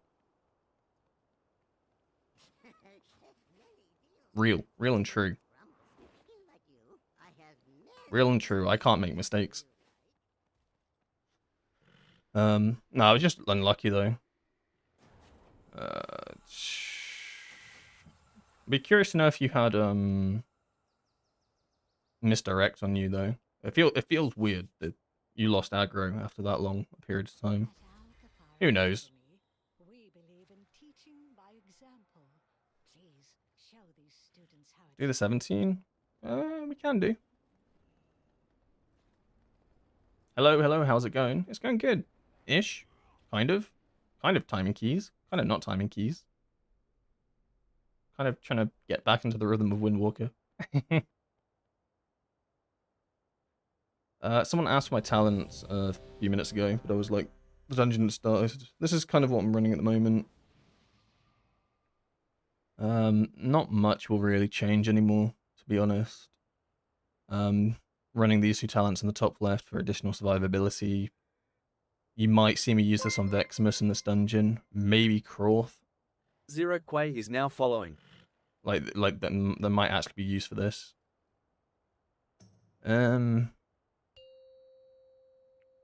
Pressure points, detox are just fine by default. Basically, there's a lot of like kind of dead talents at the moment. Like that aren't just very useful for PvE content. Like some are kind of useful, but I'd rather just have like a. I don't think the keystone levels are high enough now to like basically go through my talents every single dungeon and readjust things, right? So this is kind of just like a cookie cutter baseline talent tree, just so that it can fit all situations if it needs to. New students. How wonderful. It has been quite some time since the academy has been open. Well, indeed. Come with us. It should only take a moment to set up for a new lesson. These lashers must have grown wild while we were away. Please, if you could, clear them out while we realign the life magics of this place. I need to get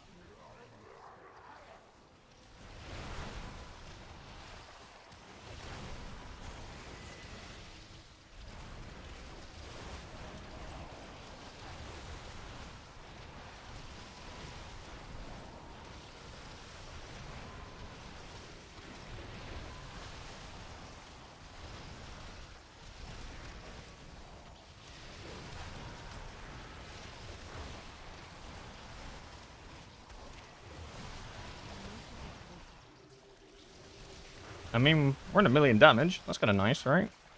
This is what happens when you don't die. Good things. Good damage comes to those that wait, or something like that. I don't know.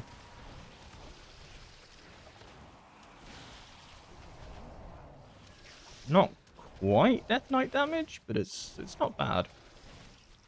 I'd say it's respectable.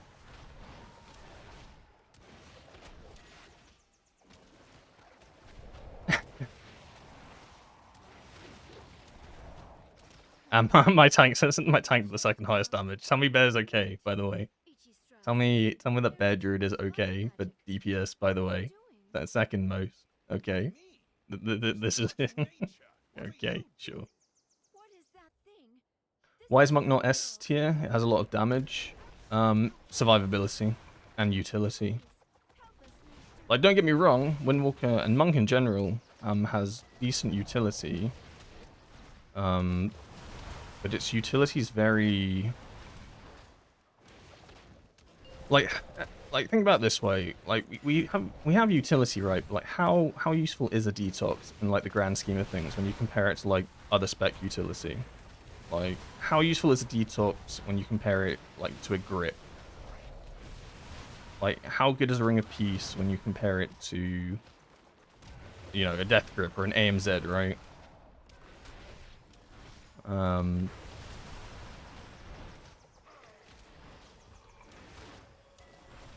As well as that, it's very squishy. I'd probably say that squishiness is probably even a worse issue at the moment than maybe lack of useful utility.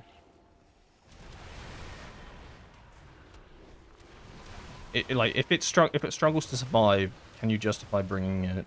Not really. Like, because your healer's already going to have a hard enough job keeping everybody alive, but suddenly if, like, your entire group has to babysit you, why would you not just take the spec that does, like, pretty much the exact same damage, maybe probably even better, to be honest, and then has that insane utility, and then also survives all that damage, you know?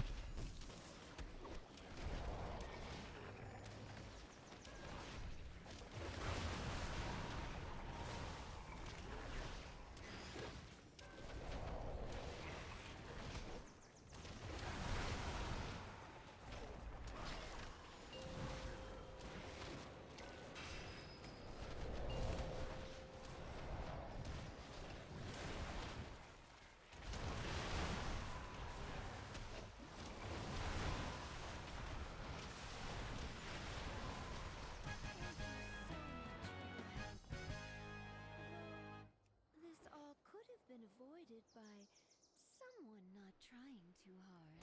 Yeah, it's the squishiest thing of all time. 20 Winter Inspire, Steward Dot hit Karma. Karma's broken on the first tick of the dot, and I actually die through the wall if healer doesn't babysit. Yeah, it's exactly that, right? Like, the higher keystone you get, the worse Karma becomes. And, like, unironically, kind of, say it like a joke, but it's not really a joke. It's almost as if, like, we're a one defensive spec right now. Like, at higher keys, 100% it feels like that. And, like, I'm not even doing higher keys on my Windwalker yet. I just know. I know this is the case, because I do higher keys. And, like, it's already rough, like, sometimes as a DK, right? Like, well, no, it's not. I'm lying. DK's chill. But I could see it being rough on specs that don't have the defensive DK has. So if, like, you're playing a spec that literally, like, has one defensive, right? So I refuse to count Karma at higher keys. It doesn't do anything. Its usefulness, like, just depletes. When, in theory, all it is a 200k health shield.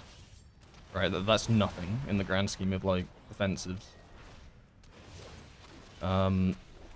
So, like, and if you can't survive by yourself, well, then how are you surviving? Your healer literally has to babysit you. If they're babysitting you, there's less responsibility to heal other people. Players just suffer. Like, there's just so many safer options to do. On top, like, there's so many other reasons as well, right? Like, Brewmaster and Mistweaver are both good. So if you really, really want the monk buff, right, for physical comp, you take them. Because they're just better. Like they argue better at what they do. Like, Mistweaver is Tutti probably the 213 best is healer now at the following. moment. And as a result, like, do you need double monk buff? Probably not. Brewmaster was the best tank. I'm pretty sure Druid is now probably the best tank, right? But basically, yeah, you're competing with that just for the monk buff, and that's if the group even wants monk buff. On top of that, what else do you bring? Do we bring a Bloodlust? Do we bring a, you know, CR? No?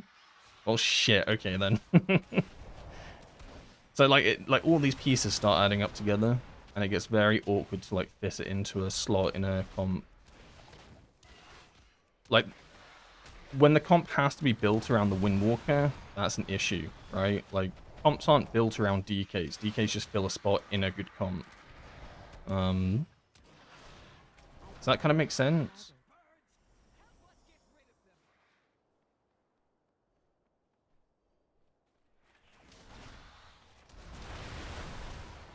Like, you almost, like, it feels like you almost have to kind of build the comp around the Windwalker to help it survive, deal damage, all this sort of jazz. And that in itself is already so awkward. This is going to hurt, right? Yeah. He pops his defensives after the damage comes in, because he is a good player.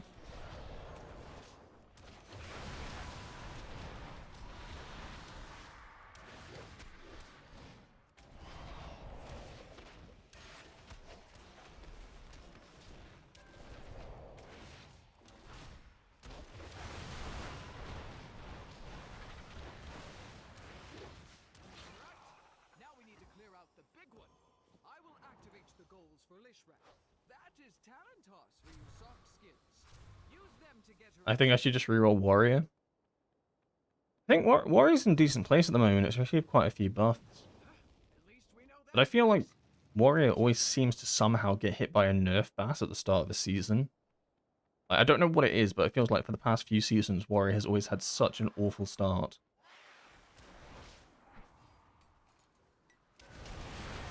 But I think it's in a good place right now, isn't it?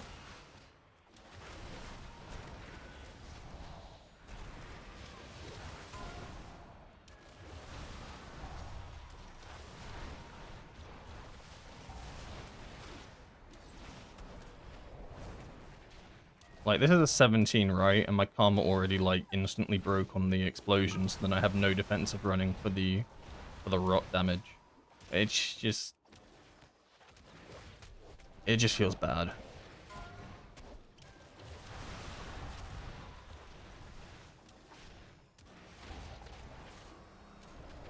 Don't worry though, we have Soothing Mist. Everything's going to be okay. I'm going to survive all this damage by pressing my 6% damage reduction. I won't, but it will help.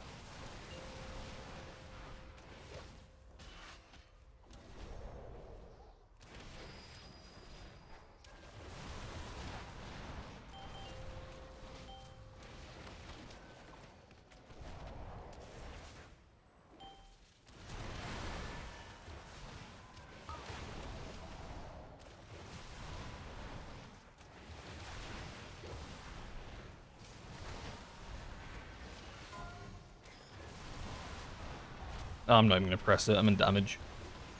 If I die, I die.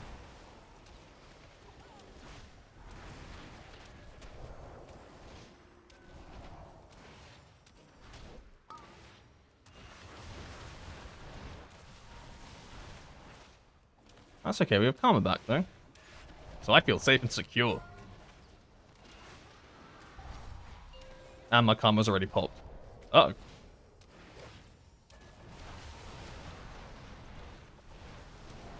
I feel less safe and secure now. And I did use my health pot there. I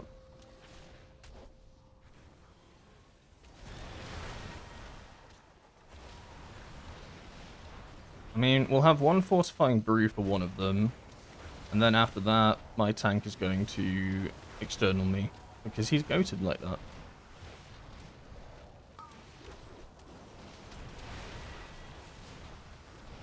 Unless we just completely skip the second one. That could also work.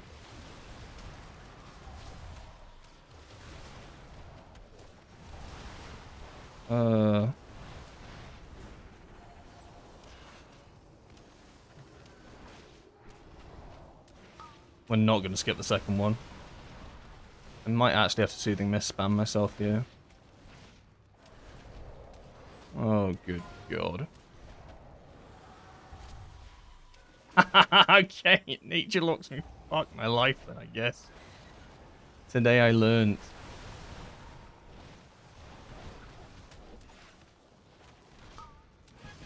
Okay, cool.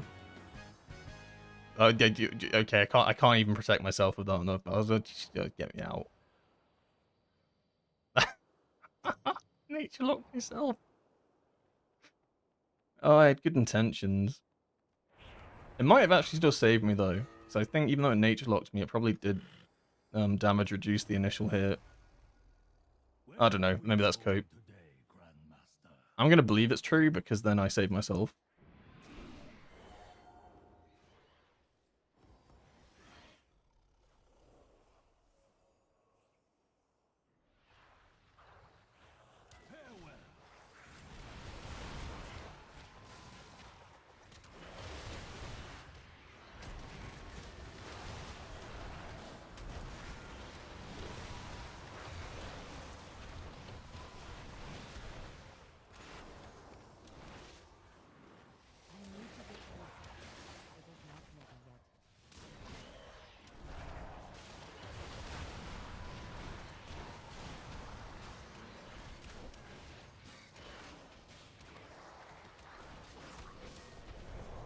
Can't really send another Zenith here because I need big Zenith for the next pull.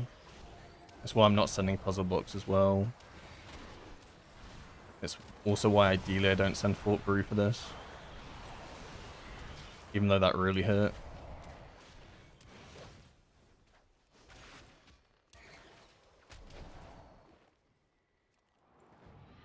Basically, I just need as much damage as possible for the next pull.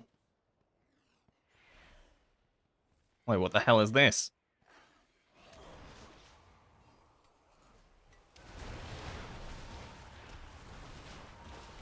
This is not the pull I was expecting. No Incon. You don't need it. It's fine. Incon's overrated. Just survive Natty.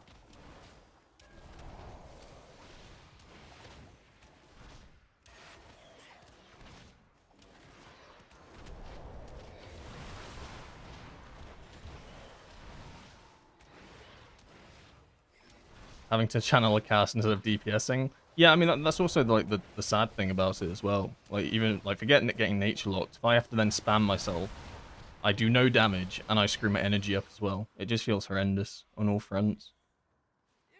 Like, there's no winning when you have to Vivify during Soothing Mist, or extend Soothing Mist.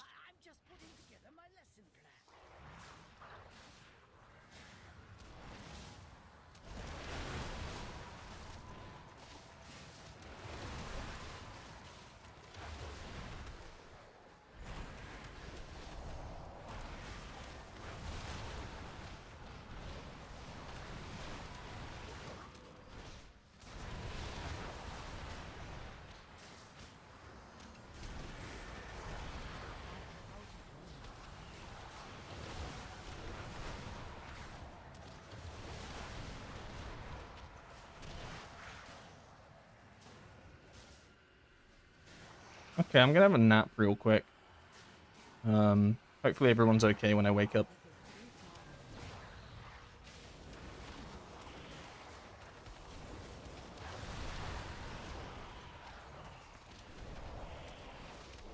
I mean, most people were okay. I'll take that as a win.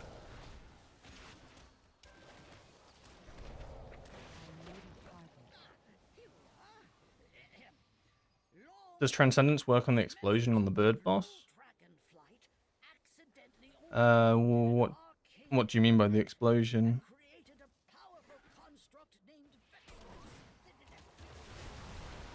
Like trying to immune the damage through the Transcendence. So I don't know if that's still a thing.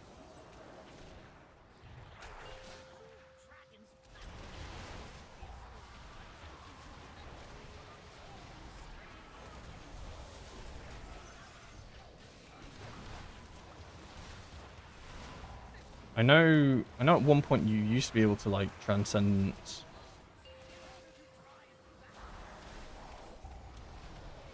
And basically use Transcendence to immune damage, but you have to like literally be tick perfect with that. It's very difficult to do.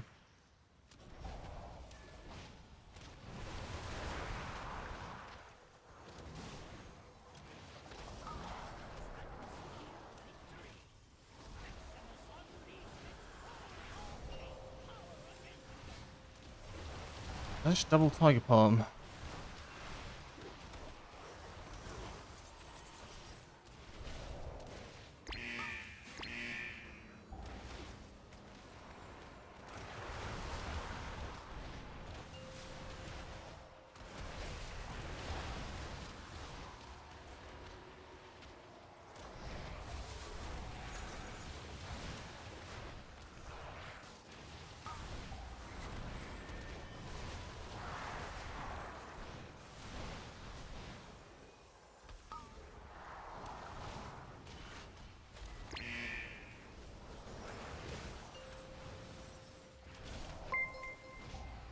Well, that was terrifying. KD Fox is now following.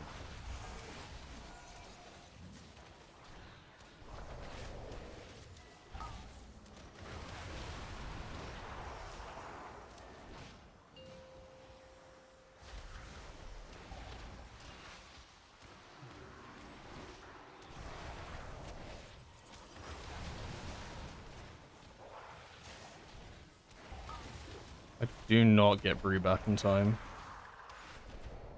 No, I do. I'm crazy.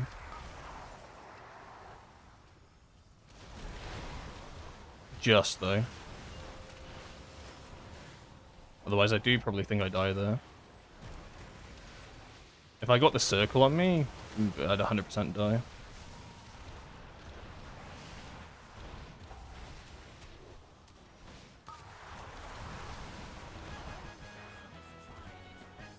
Yeah, so that's one of those bosses where Soothing Mist is actually quite useful if you use it like as like a single insta click, like tick.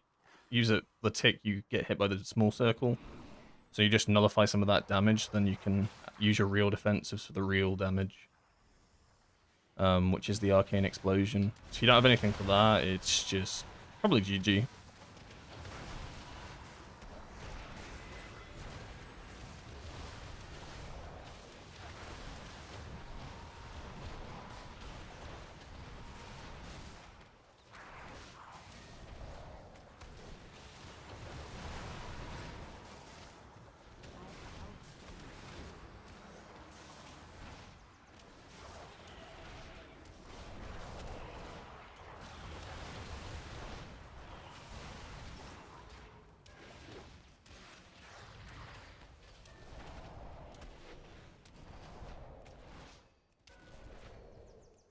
Yeah, I mean, to use Transcendence the moment the explosion goes off, try immune the hit debuff application.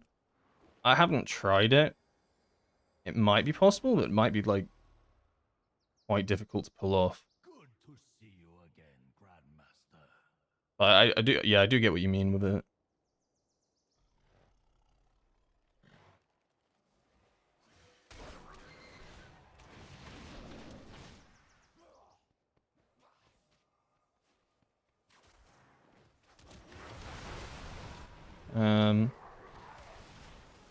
I mean, this is like an insane amount of casters, right? We don't really have like ranged kicks. I'm having a good time.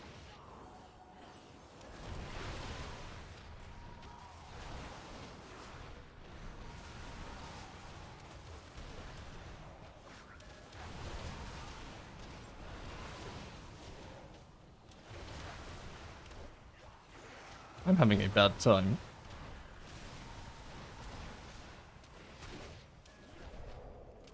I simply wish I'm having an awful time. I should have calmed.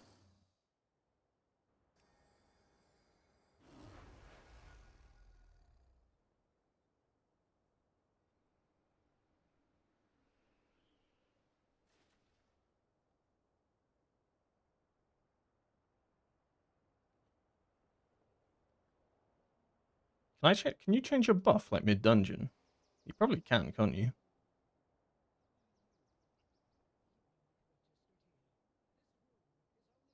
Like, I actually think at a certain keystone level, versatility is probably better for this dungeon. I wouldn't switch to it now. Like, if I was doing like maybe a, I don't even know, 1920, I probably would start taking versatility. Because it wouldn't screw your recklessness spot. So it's not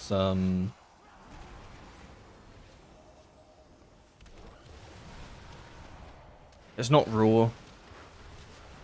If that makes sense, it's like it's not the raw number. It just gives you percentage.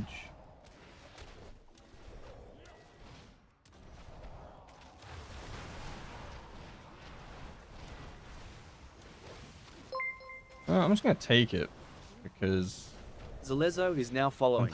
those circles are in a horrible spot. Actually, I lost it. Okay, he died. These are sacred halls of learning. Only That's a serious run back. Yeah, I probably should have waited. I don't think there would have been a res. So the two guys were up. I guess it depends on what order you kill the bosses, right? I guess if you technically killed the tree last, you would have a short run back. I think the best strategy, though, is just not die. If you don't die, you don't have to run back.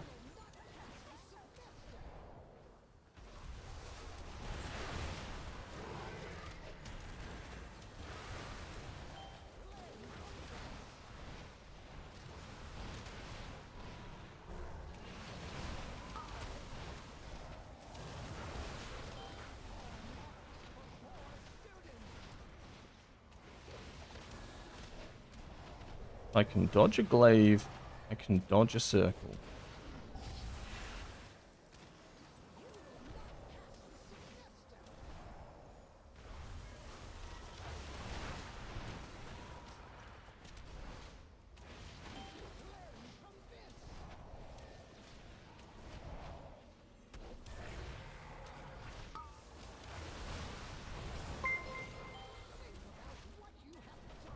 Iacus Spurge is now following.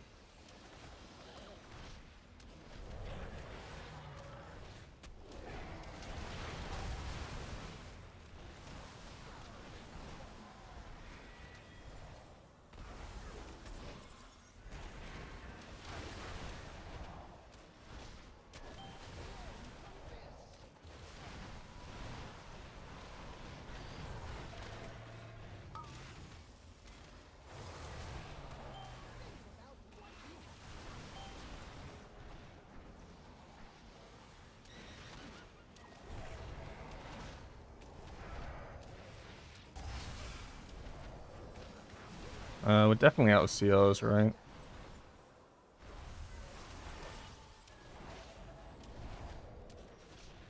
That's sad as well. I bet he was very hyped for the execute phase coming up.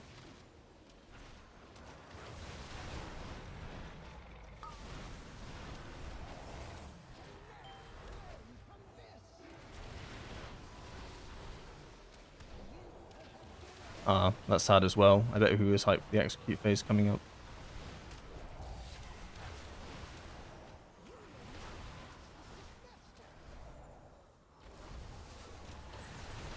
Me, I'm not hyped for the execute phase because I don't do execute damage. I just exist. What is my purpose?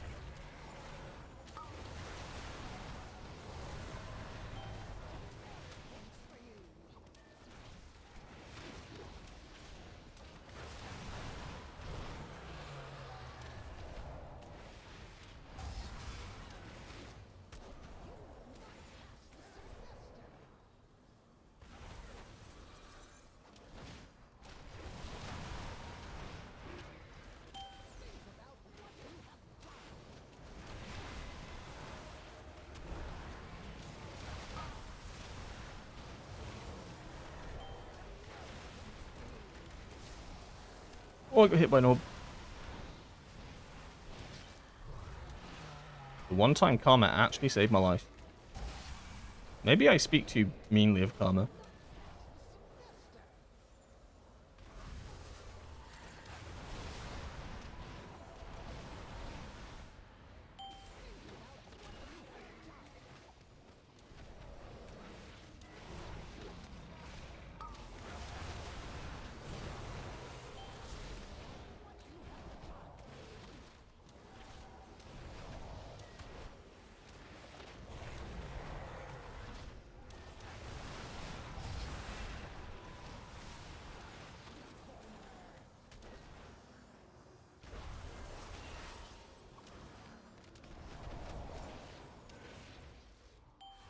This is a long boss fight.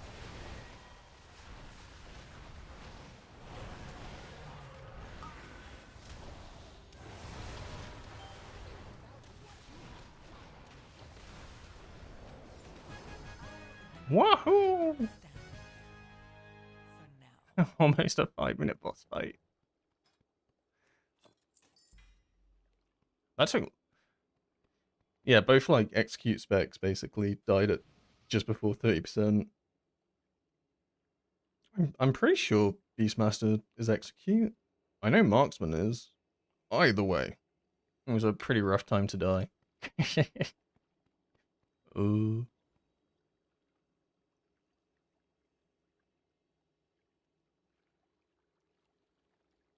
Appreciate all the follows, by the way. I know I've missed them during the dungeon, but I see you. I appreciate it. Nice. So we have times some keys today. Wow, the 17 list is looking better. So we're almost all 17 now because that AAA is technically a 17. And then we have Spire, Seat, and Zenas. Zenus? I don't know. Shit dungeon. Who cares? What's the try key for that? Are you done keeping? Because if so, I'll join another group.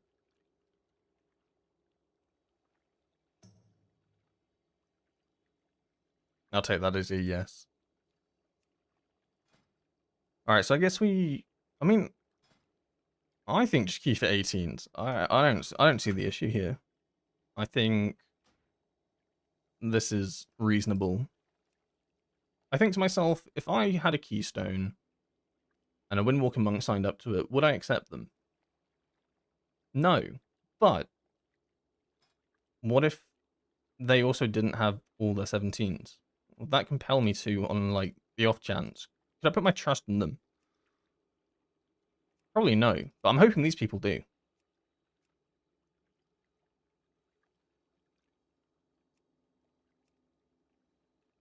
What's the worst that can happen? We deplete your key.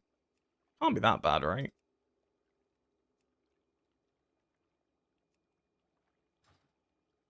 Yeah, I'll see what these I'll see if anyone bites. If not, I'll try to do the 17s that I still have left. We'll see. I'm sure someone will invite me to an 18. It can't be. It's not that hard. It's not that deep.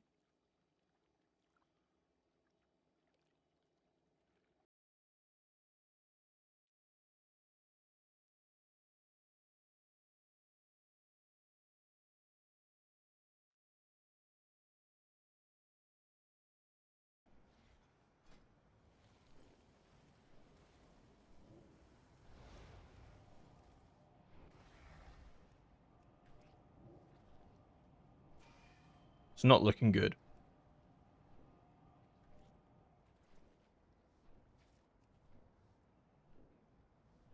The one thing I did have going for me was item level for a while, but now pretty much everyone can be about like 290, right? If you just farm all your mythic crests and stuff. With like how many bonus rolls we have, like it's pretty reasonable. So I no longer even have that going for me. Basically, what is my selling point?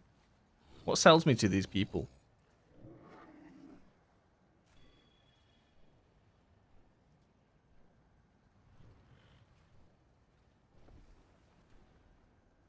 My lovely voice. They can't hear my voice, though. What, do I put that in my note? I have a lovely voice. No, that I'll actually never get invited to a group. I'm not putting that in there. How to not get invited to any dungeon ever. Not the caverns! Oh my god. I mean, yay, I love dungeons. Yay. I'm happy that I got invited. But I've spent literally most of the day in this dungeon. And by most of the day, I mean like 1 hour, but that's 1 hour too much. Oh, God.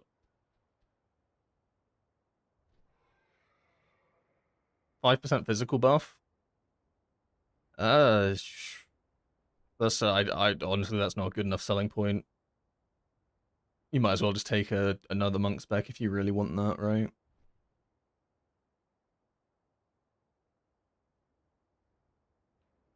Caverns is actually easy. I don't think it's a difficult dungeon. I just don't like it. Like there's a little bit of a difference. Like Skyreach, I think, can be quite a very difficult dungeon. At times, especially for your tank, but I enjoy it.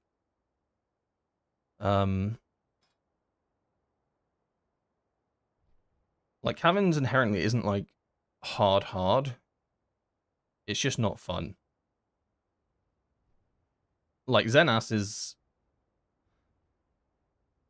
like the dungeon as a whole isn't hard. Left side is not fun and it's hard, but the rest of the dungeon is actually pretty chill. But like I just don't like Caverns for the sake of not liking it. I don't know. I don't know if it's the dungeon itself. Well, it's definitely the dungeon itself. But I've had some times in this place. If you saw what I've seen in my time running this dungeon, I think you'd hate it as well. God, imagine getting like a juicy seat right now. I can dream. I can dream. The one I hate the most is Nexus Point. Yeah, I think a lot of people don't like Nexus Point.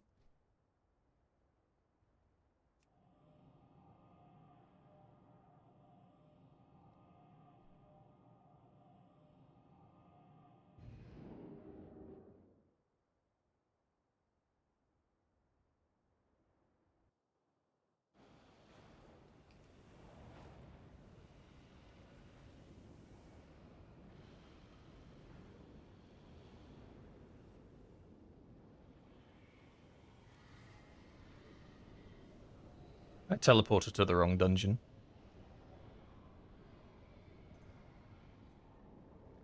I hate myself so much.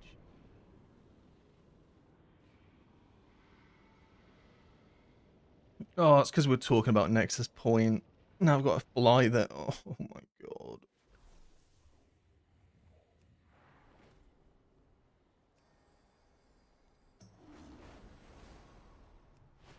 Good to see you again,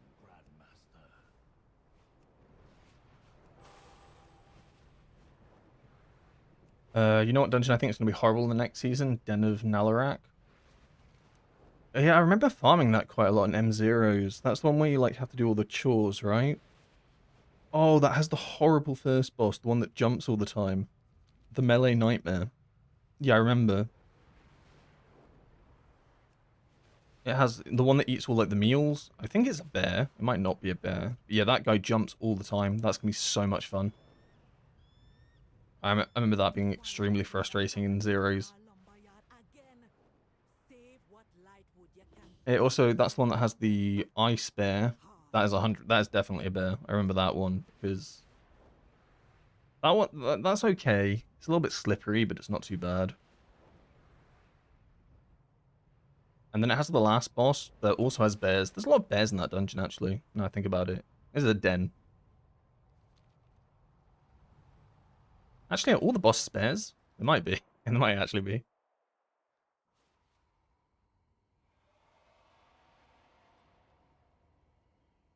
Good luck. Okay, we got a warrior tank. I haven't seen one of those in a while.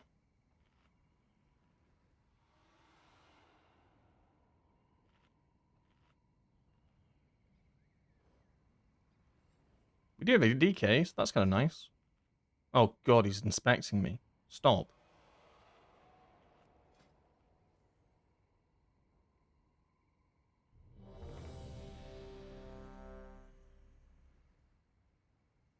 He has the Heart of Ancient Hunger, which... if anyone plays DK... it's not a bad trinket, but it's the most frustrating trinket ever. So I had to run this as well for a while. And like, you want your Recklessness to proc Mastery, but if you get that the crit proc beforehand, you literally cannot do it and you proc crit instead. It's not the end of the world, but 3, 2, I actually hate that trinket so much.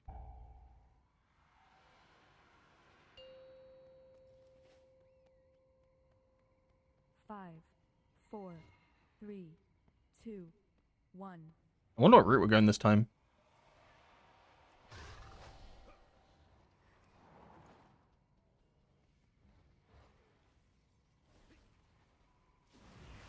We have grips.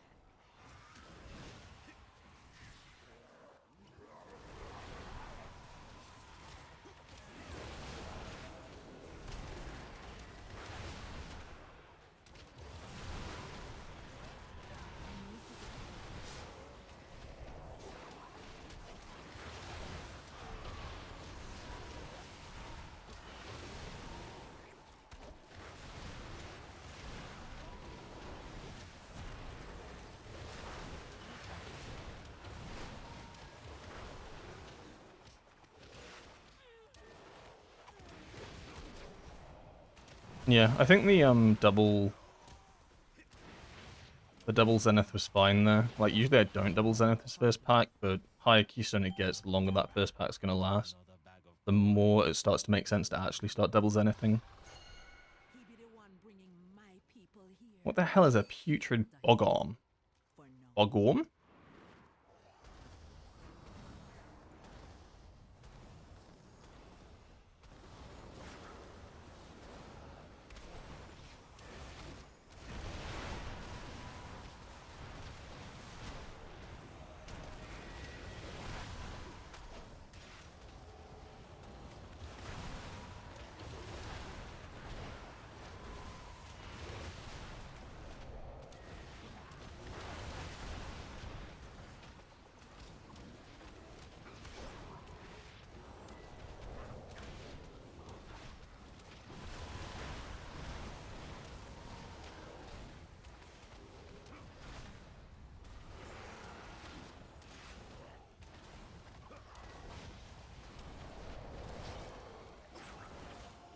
Yeah, I already have to health pot, but I was not really a fan of my health at that point.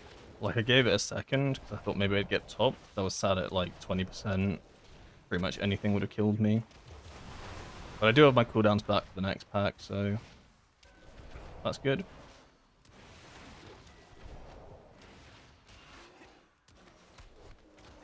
We have 2 pet classes, so hopefully they haven't hit the training dummies too hard here. And they realize if they have, because I've fallen... yeah, I've fallen for this trick many times. Yeah, Hunter smart. Like, the amount of times, like, I've had my pet go on that and I just forget, and then I do the next pack and it's like, oh. I can't do the next pack because my pet is in Africa.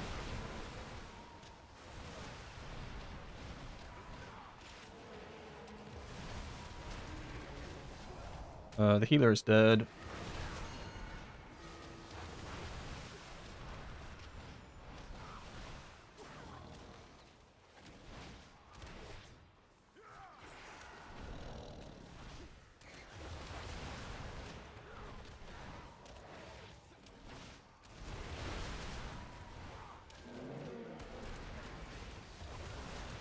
Oh, tank, no, please survive. It's GG. Only the strongest survive. Oh, he's Frost. He doesn't have pets. I don't know what I'm talking about. I didn't even notice. Yeah, I saw that AoE coming out. I was like, oh no. And then his health was like literally nothing.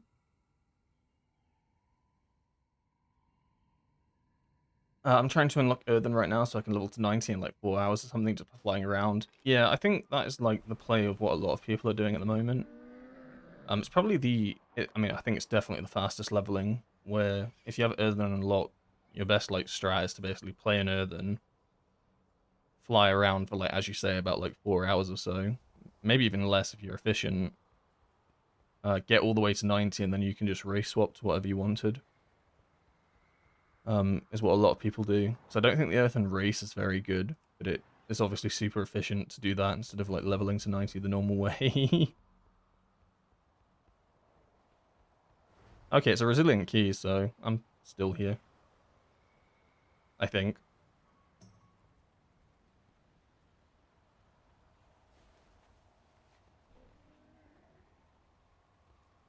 I wouldn't be surprised if they nerf the Earthen leveling strat though, eventually, because usually what ends up happening, if there is like a really good way at leveling, like so fast in a way that they don't intend it to, they tend to nerf it. So if you want to do that, I'd probably try to do that as soon as possible. Like I'd crack on with that pretty quickly.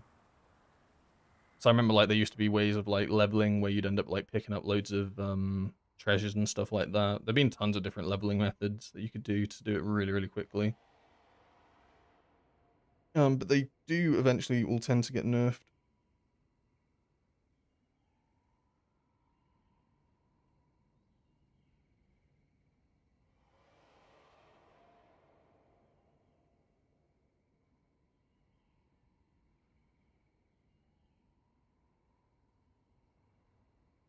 That's the plan thing. We're gonna do Warrior and Rogue. Yeah, I think Warrior's a good one. Rogue's okay as well. I think Rogue's probably needs some sort of buff or something. I think they're in a rough spot. I mean, I played Rogue this tier a little bit when we were doing splits. I didn't find it that fun. Like, Subtlety's like very much a shell of what it used to be.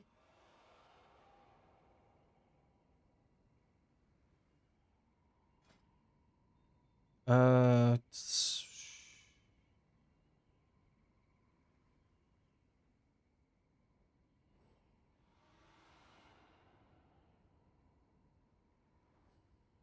uh,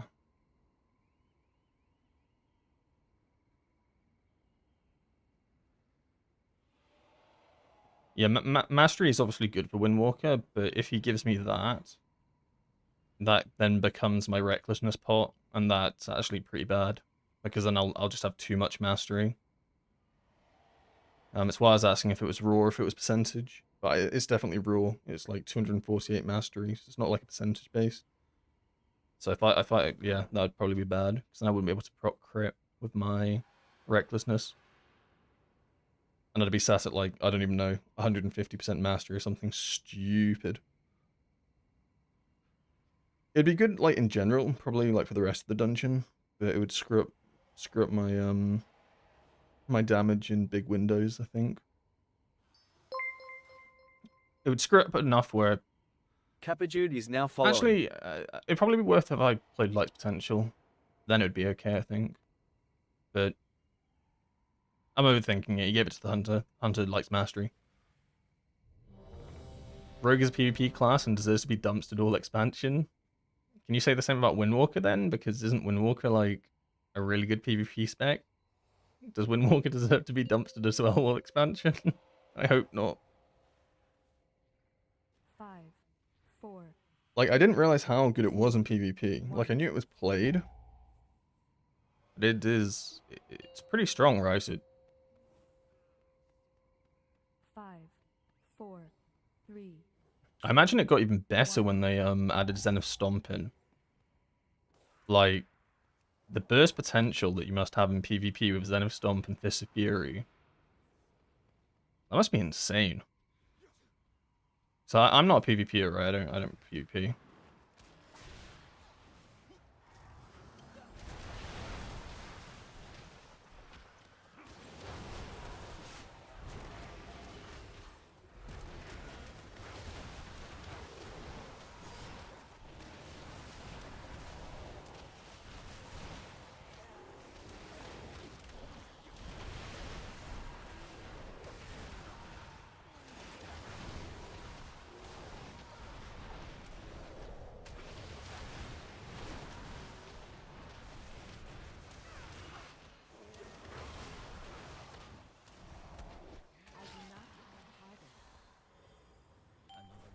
I got 2k for free on Windwalker and solo queue. Yeah, I've always like wanted to do PvP, but then I'll do like one quick play or something. I don't even know what it's called, but you know what I mean, like the thing, and I'll instantly lose, and I'll be like, why did I even do this to myself? I was just like, I hate PvP. Why am I here?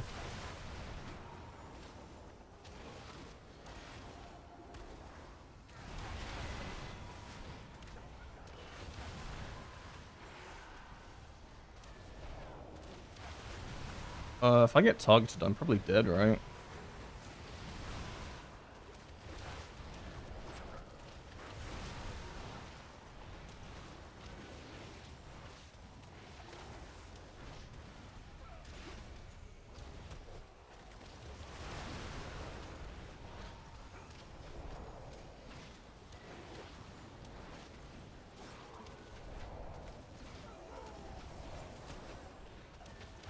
Oh god, no. I'm just looking at the tank's health. Oh, please survive, buddy.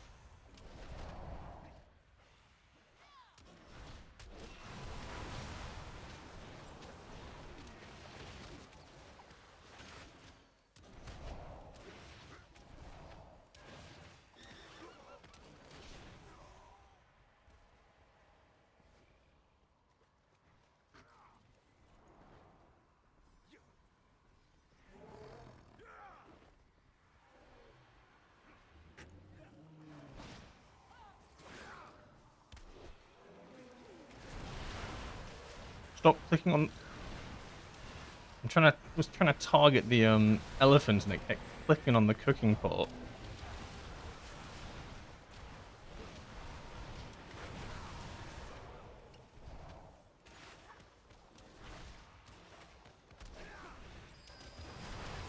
Your survival What? wasn't necessary. Like, what?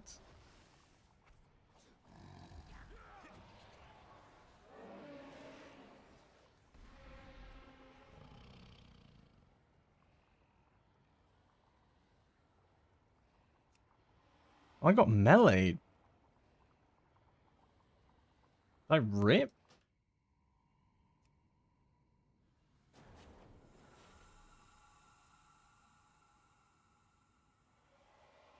I don't know why we shouldn't be fighting inside this hut. Usually you like tries to pull them back out. I feel like I didn't rip there though. Because if I didn't move spots, right? I just stayed still. So if I ripped, I would have ripped at the very start. I feel like something pulled them in, and then I was probably doing some weird freaky spinnings NF stuff.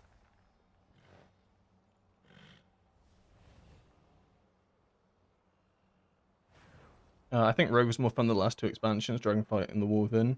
Yeah, I kind of liked Assassination last expansion. They did a semi-rework on it, right? And I'm not a massive fan of it. To be honest. Subtlety's okay, but they did make it very simple.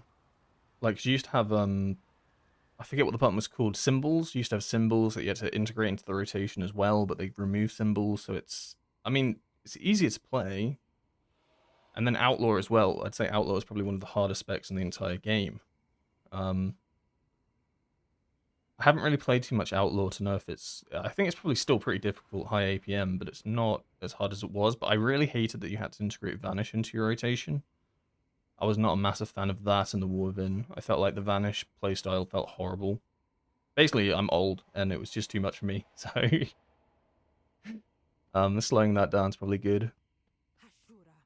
Alright, round 3. This time it goes good.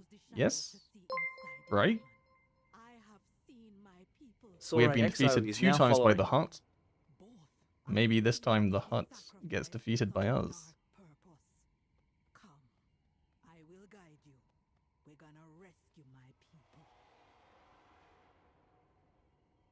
I came back from a long break since Dragonflight. What changed that we're a haste spec now?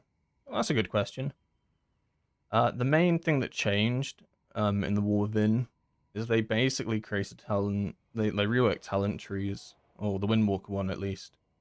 And there's a talent called Momentum Boost, and this is like one of the main reasons why haste is so good. And it's because they essentially made it so that Fist of Fury's damage scales with your haste. That's one of the key reasons why we're a haste spec now. So you look at the damage breakdown, right? You can see like majority of my damage comes from Fist of Fury. It was even more so before this. Like, we were even more so of a haste spec at the start of the season. Since 0.5, they nerfed Fist of Fury a bit, so we lost a little bit of value from haste. But you can still see Fist as your like top damage, right? An event like it should like increase as the dungeon goes. It should be about like 30% of your damage. And so because 30% of your damage scales with haste, it's one of the biggest reasons we're a haste spec now. It comes down to the momentum boost talent. Because if you play Dragonflight, that's when we were crit verse. Good times. And by good times I mean the dark days. When versatility is your best secondary, yeah, we got problems. When I'm relying on Beacon of the Beyond to crit, or I do no damage, we have big problems. Yeah, Dragonflight was a funny one. Because some trinkets scaled with versatility back then.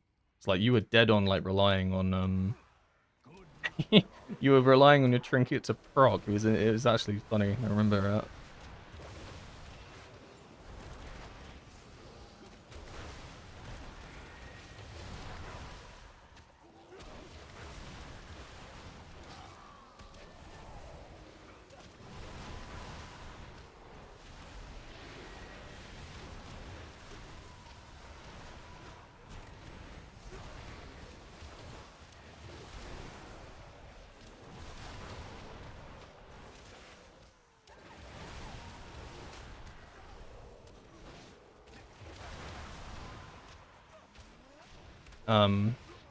I mean, over the past like few, I guess years, because expansions take a year, they've definitely put us in the right direction stat-wise.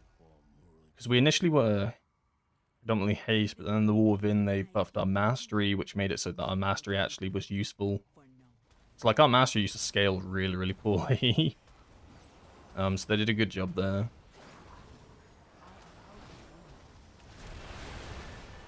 That was the War Within Season 2 when mastery really picked up.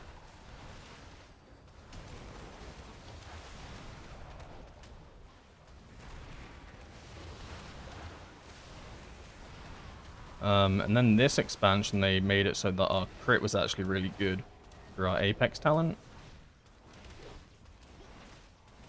They have, like, kind of... Well, I say they pulled back on it. They actually made it more valuable because of the haste nerfs. Or the Fist of Fury nerfs that impacted haste, so then crit actually did become more valuable. But yeah, crit becomes really powerful through our Apex talent. So, like, the only stat you don't want at the moment is versatility, but I'm pretty sure, like, 80% of all specs don't run versatility. Something like that. It's just a very poorly valued secondary right now. I think Zorthos made a good video on it I watched the other day, where he kind of like explains why versatility is so bad for every spec. Worth watching. It was a good one. Alright, so this is where dungeons apparently go to die.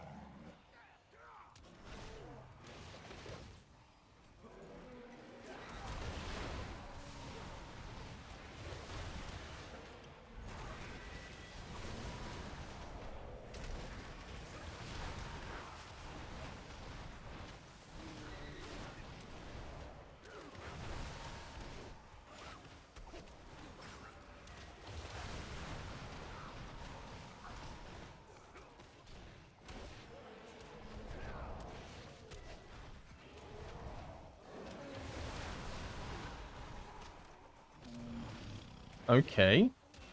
Okay, we're doing it. Lock in. We haven't pulled extra mobs. The tank's still at half health. Okay, I've got a good feeling about this one. Target something first.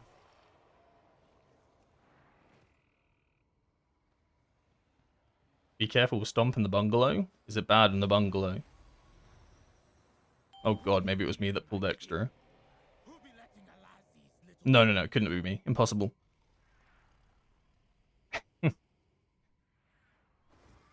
It's, I'm just laughing at that, like... It's a very random thing to say. Like, a sentence that you'd only, like, hear in, like, Windwalker say, don't stomp in the bungalow. Like, what? You say that to anyone else in the world, they're like, what the fuck are you talking about?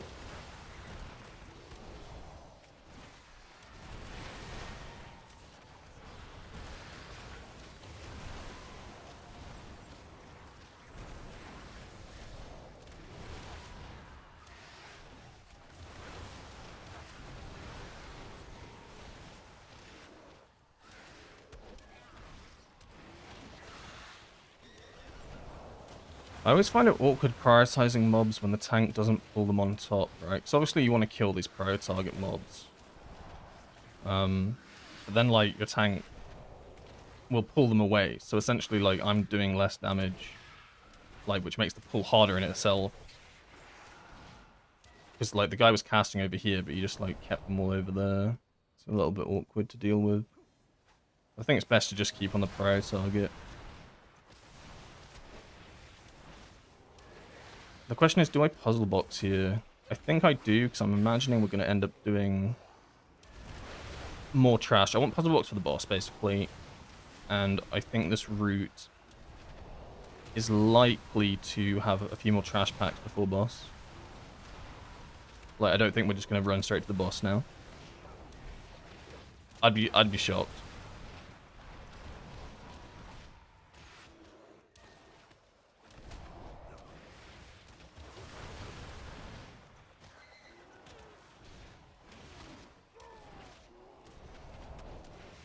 I need a target.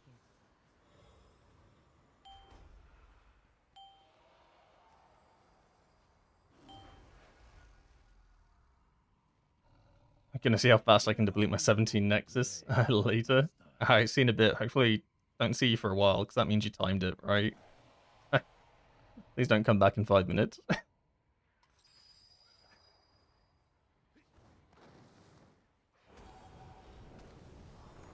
Oh, this is a horrible pull.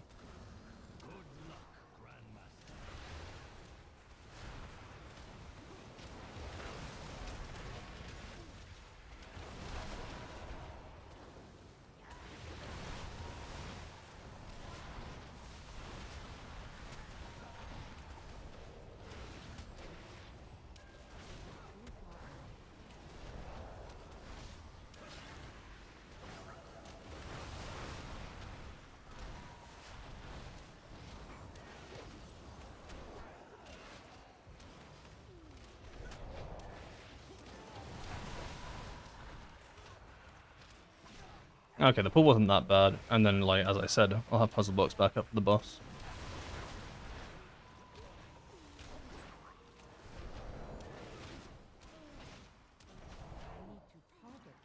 Oh, we're playing this.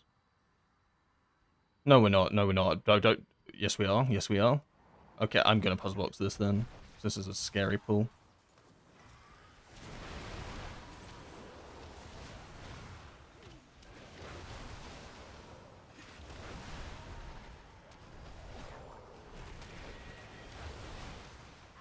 I was like 95% sure I was gonna die there.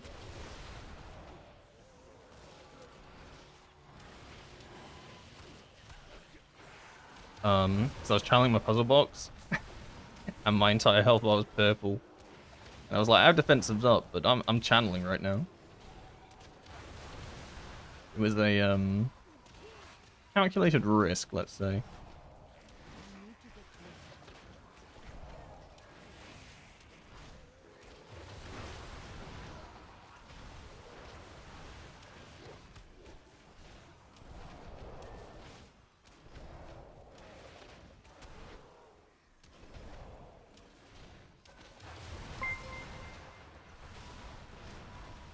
Marigato is now following.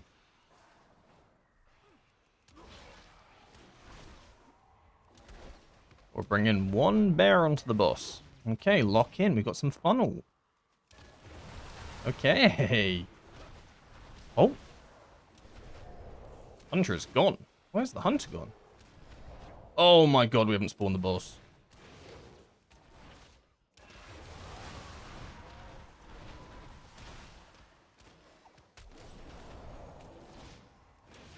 Why am I here? What is my purpose?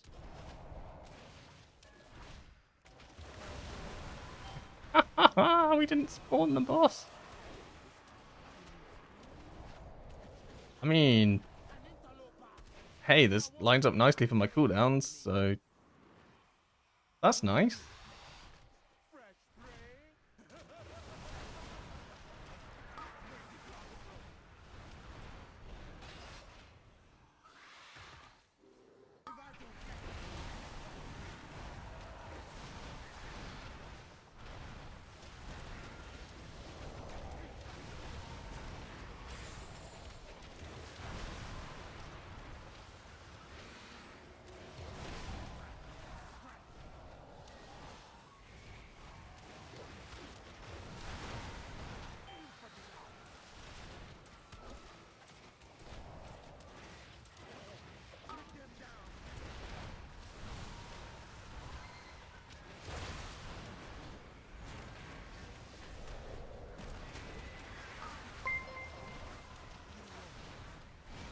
Gaston is now following.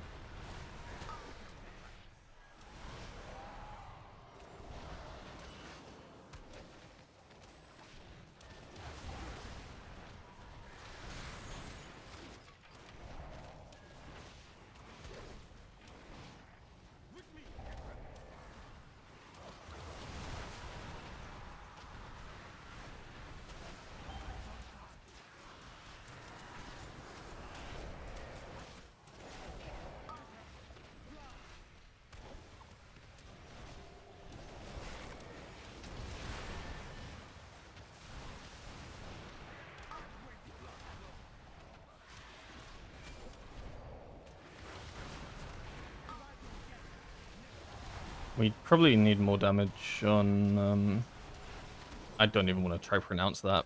Morojin? Morojin? Eh, that wasn't too bad, actually. Morojin? Morod... I think Morojin probably makes more sense. But I have to say it with, like, a troll accent. Morojin, man. That was such a bad troll accent. I'm just gonna... Yep. I'm just going back to the key. That was... Holy shit. That was something.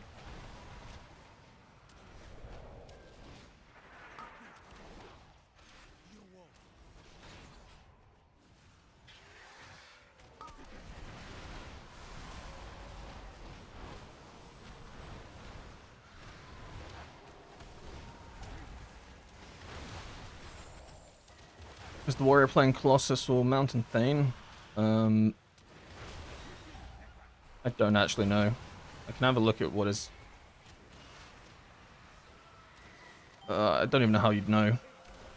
Oh, that's a long enrage, actually.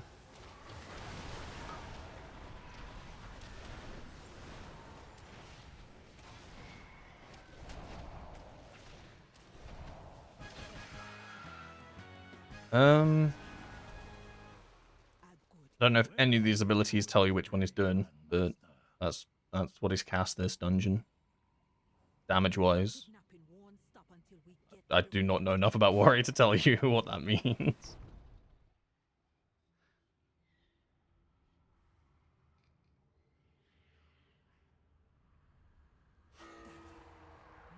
Oh yeah, I literally could have inspected him and looked at his talent, right?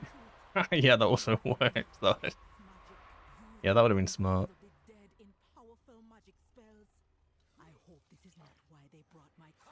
Yeah, we're not pulling that guy. Oh god, he's gonna die. Save this man. Good luck, Grandmaster. I love this pull. And don't get me wrong, I do love this pull.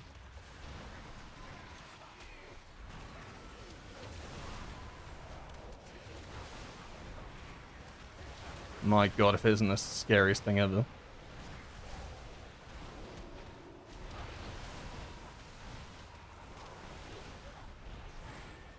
Yeah. I don't know why you...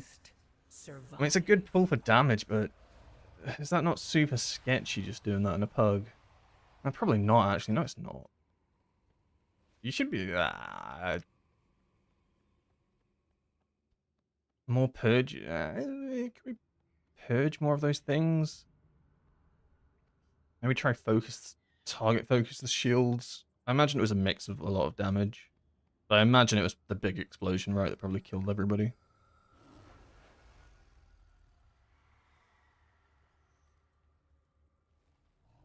Shaman. Oh, we're already 3 minutes behind that first boss. Oh, God. Oh, Lord. If we're already 3 minutes behind, I don't think this is timeable.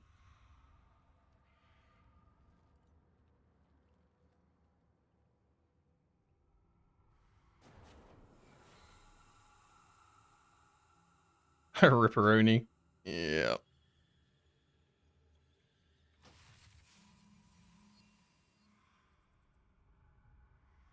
Okay, hear me out. If the Windwalker was able to survive that, everybody should be able to survive that. Is that a crazy statement? Is it a crazy statement? I don't think it is. I think if I can survive the big Prader's AoE defense is damage, now following. everyone else probably could have as well, right? That fair? Because I think that's fair. I think I mean, I can't speak for if people press defenses or not. I knew what was coming, so I pressed them, I guess.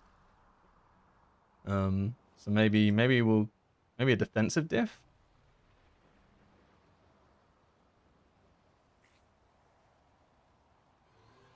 Oh, don't make me do it again.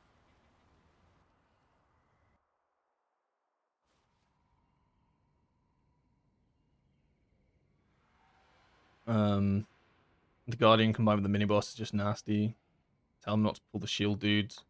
I think he just speaks Russian. Oh, yeah. I think maybe I could try. Nah, it'll be fine with the shield dudes. I believe. Also, if I pop a defensive. I do not have a target. Okay, it does show up. I really hope that resets on pull.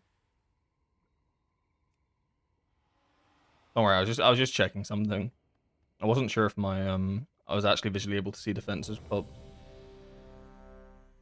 But I can. I also have them on the side here, but that doesn't tell me if they're currently active. Well, it kind of can. A little bit. You know what I really miss? I miss being able to see people's offensive cooldowns. 4, That 3, used to be quite useful 2, information that you just 1. don't have anymore. And the reason it's useful, it doesn't reset on pull. Okay, cool. I have no thought for this. 5, 4, 3, Wait, no, I do. 2, 1. My add-on's just stupid. Bad add-on. A kite Bad cannot on. fly unless the wind blows against it, Grandmaster.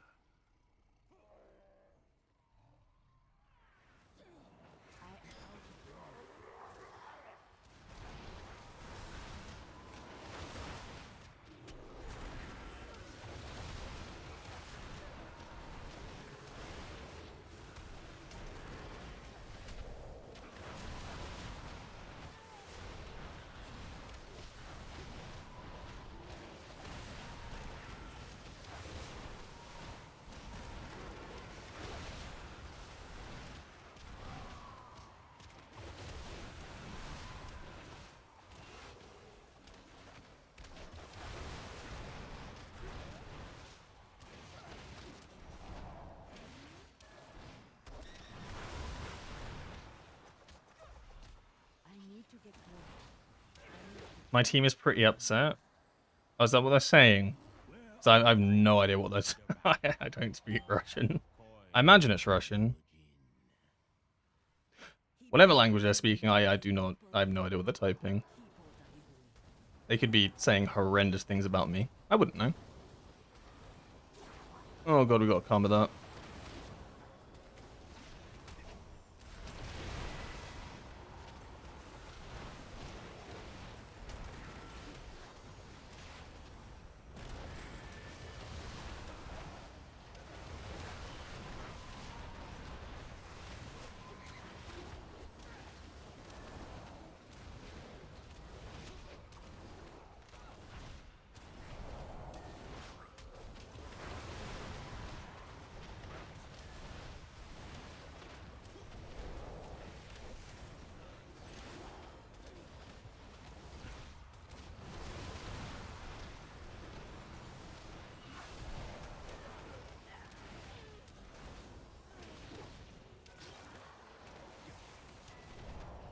Oh, that's interesting. I thought maybe if you killed that mob, the fire circle would despawn. Well, not despawn, but be like bait.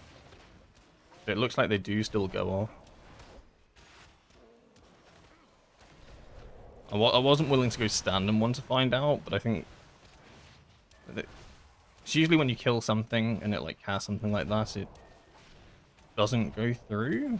That looked pretty. It looked pretty dangerous. Let's put it that way. Oop. And now they're talking shit to each other. Okay then.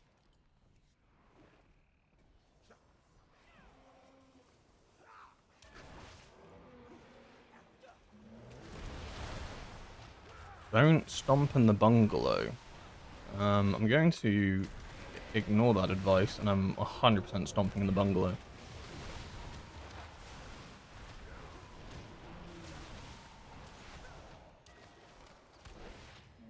In fact, I'm stomping so hard I'm going to double stomp in the bungalow.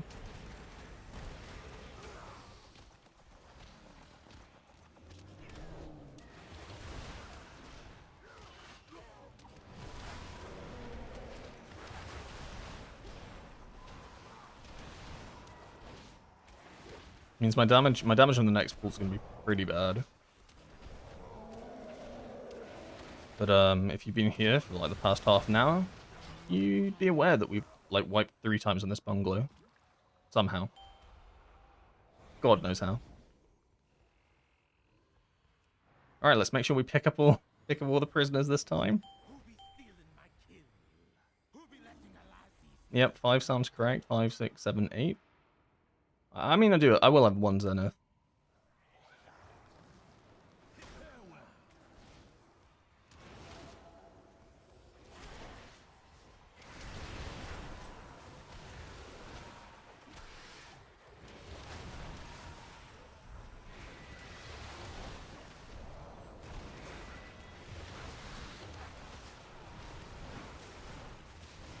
Okay, good news. This time the mobs were actually stacked on the guy. Big improvement.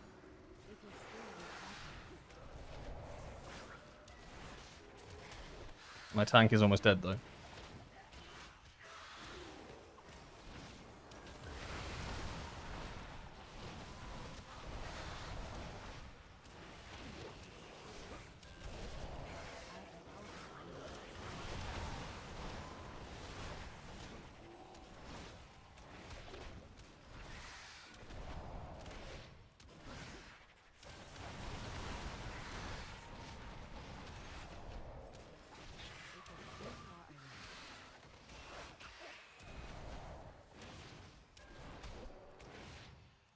So I know what Bully's gonna do next.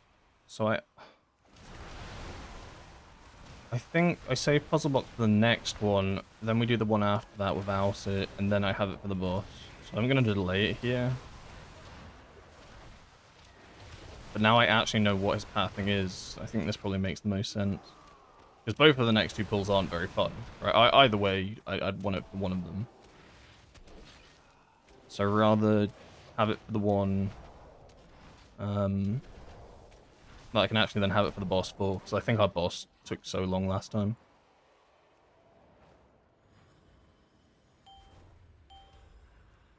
We freed all the prisoners. We literally didn't free this one that's right here. That's okay. That's okay. They're telling the paladin he needs to purge, but he says he doesn't have purge. Can I get a fact check on this? My tank is already fighting down there. Guys, let's not talk about purges. Wait, holy shit, okay. Oh. You know what? Run around. Run around. Run around. Run around. This is so cooked. This is so bad. Wait, no, this is fine. Is it fine?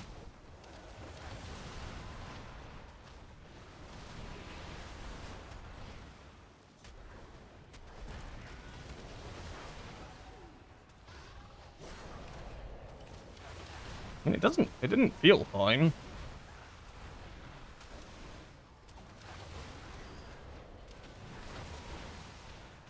I love that. They were like kind of arguing about purges, and the tank is just like, next pull. Move on, lads.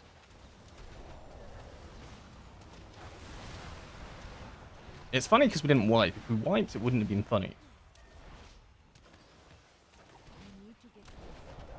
And then I have to save the center for the next pack because it's also another nasty one.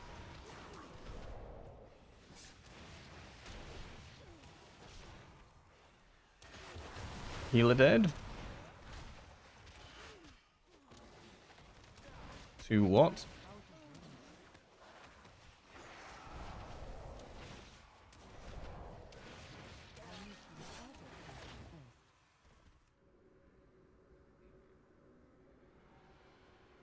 First boss down, 2 deaths. Dude says too slow and everyone drops out. Well, my add-on thing was still in the green of time.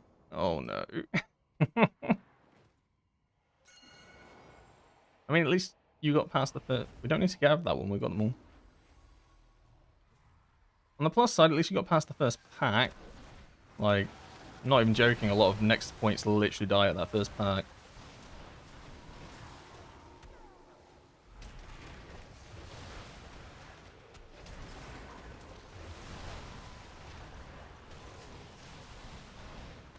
So, could have been worse. I don't know if that makes you feel better, but could have been worse.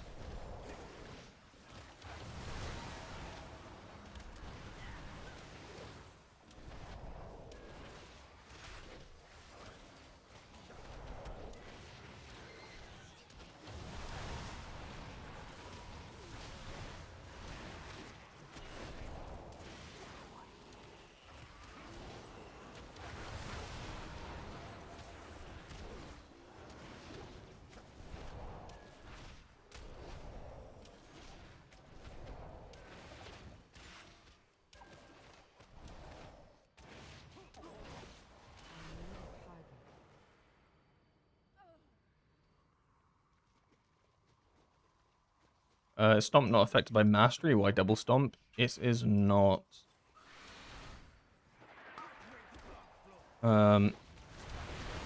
I mean, initially it was thought that it was probably like an oversight or something, but as it's been like over a month now, and it's not like it's something that's that hard to fix, right? They just need to make it work with mastery, right? I'm pretty sure that's probably like one line of code. Maybe not that simple, but you know what I mean. I think the assumption is that this is intended for it not to work with mastery. Which allows you to double stomp. The healer just died. We don't have CRs. I don't think lusting fixes this, I'll be honest.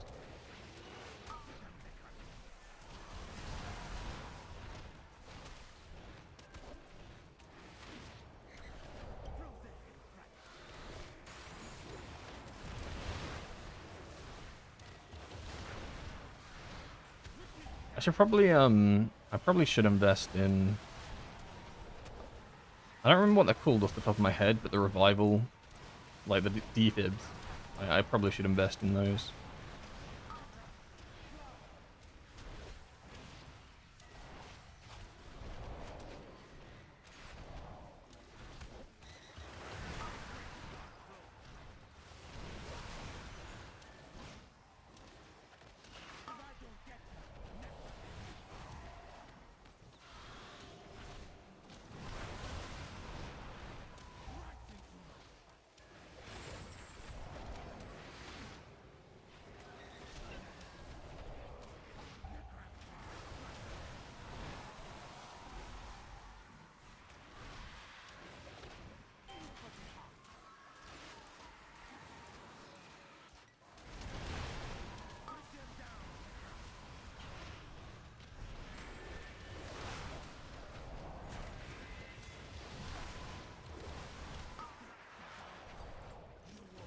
Yeah, Xenostomp doesn't work with the mastery, basically.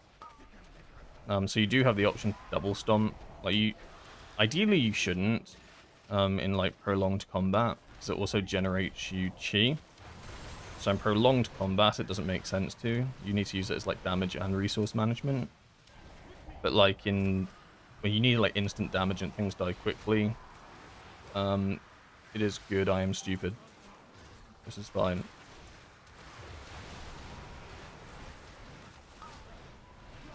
So sometimes in the dungeon you'll see me double stomp, but usually if I'm ever double stomping, it tends to be because I've Zenith like mid-pull, or like I've like Zenith the second time. Okay, we're going back here, sure. And ads are on very low health, so I'm just no guarantee I can hit them.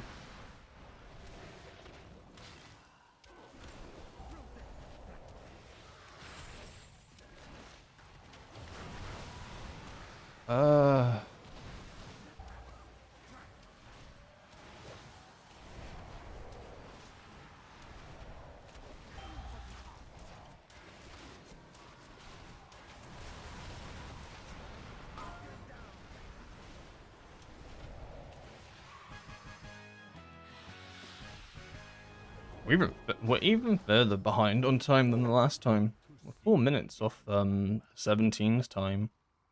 And I think that was a relatively close dungeon in itself.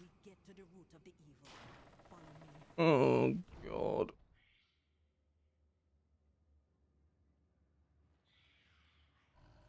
It came back after 2 years and it's still the same old Blizzard. I mean, haste can affect other things. Like, haste does impact energy regen. So, like, it isn't just Fist of Fury, but, like, the main reason is Fist of Fury, right? But, like, having increased energy regen is also useful. But yeah. It is the only damaging ability that doesn't work with Mastery, though. For what it's worth. Okay, we've done this pull again. I have no defensives this time. So that's kind of cool.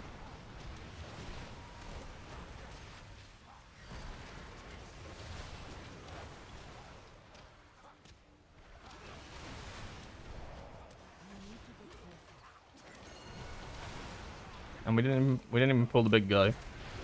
Which honestly honestly sounds like a bad thing.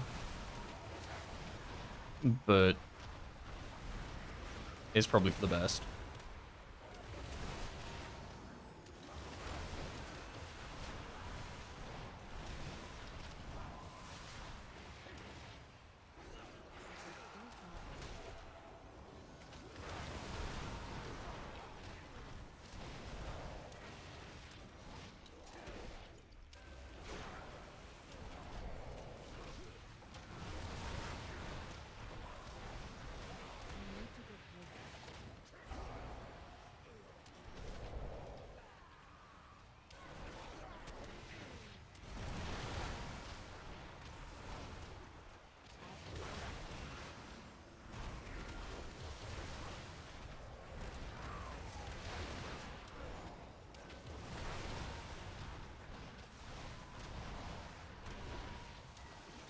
It feels so bad using Zen up on one mob, but I don't think he's chain pulling, so like I can't can't not.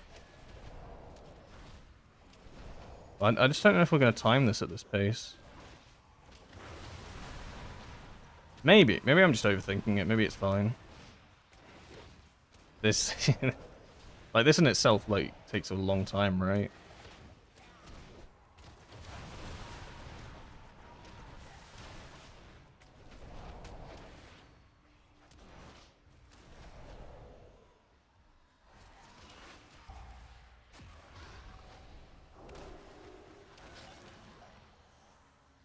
It be worse than we thought. How many of my people have died here?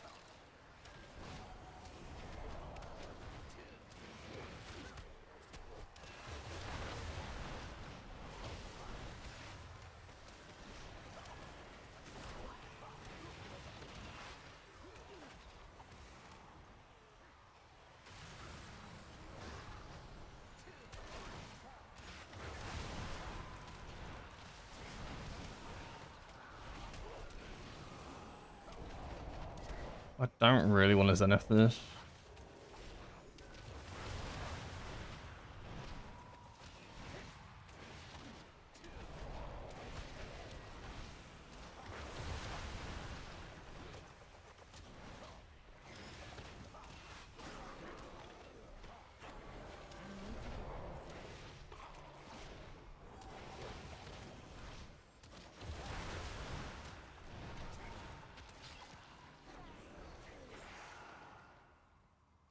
Alright, we have defenses for this at least, because this is going to hit like a truck. Ow, I wish there was warning before that happened, but that's probably okay. He just instantly dispelled it, which is okay. But I had no idea that was going to happen. My health disappeared.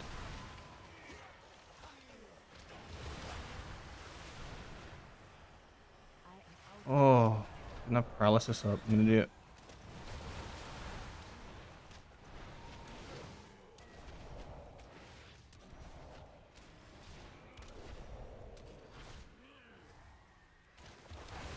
And then hopefully he pulls straight down the stairs and then we send everything on the next pack.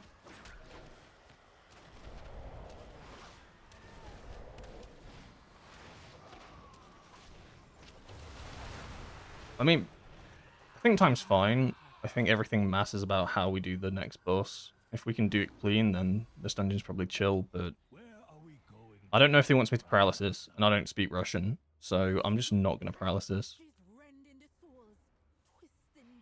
No, that sounds crazy. I should ask. I'll ask. Probably.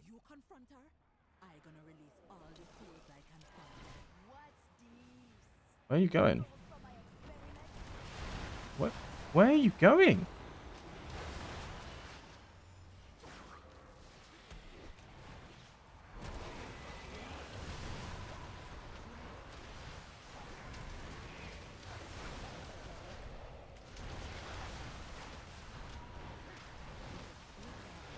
think double Zenith this, because it's just a scary pack. And I'd rather have, like, cooldowns during the intermission of the next boss. Because, like, that's just where we're going to wipe, I think. Oh. I wish you had lasted a little longer. That's a CR, no? I can't take that. That's crazy. No, we need our CRs. This bit is just res.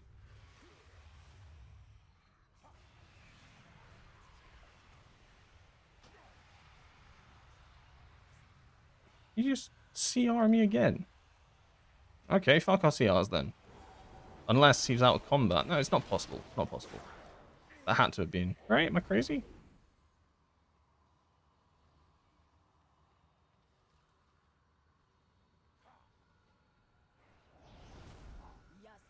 I asked if he wants power on boss and I got a response of twice from the healer. I don't know what that means. I mean, obviously it means twice. I would have preferred if the tank said.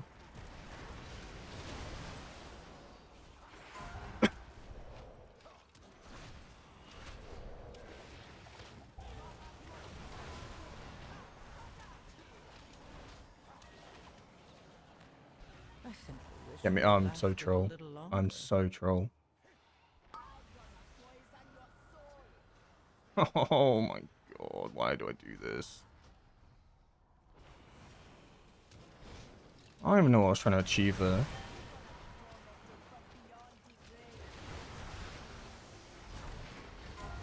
Is there a way to fix my mistakes?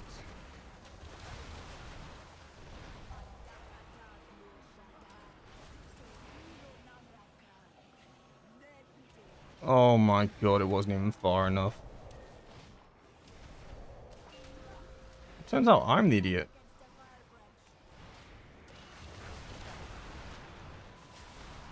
I can't believe I've rolled into that. What am I actually doing?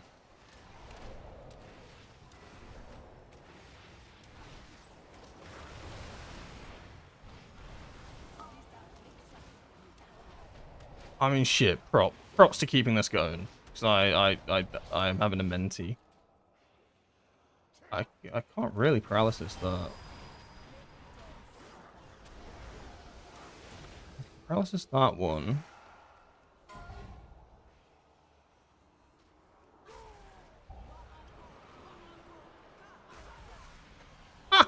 I was not inside.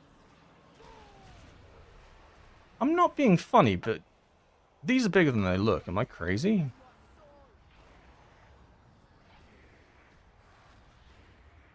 Oh my god, I've just tilted myself into oblivion. ZNDOZD is now following. I'm actually so bad at this game.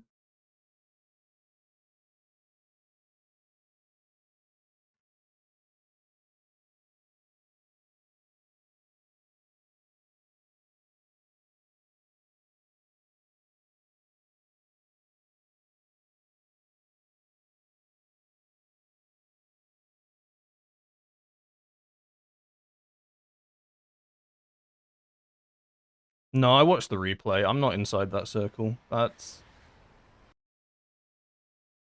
like... hold on.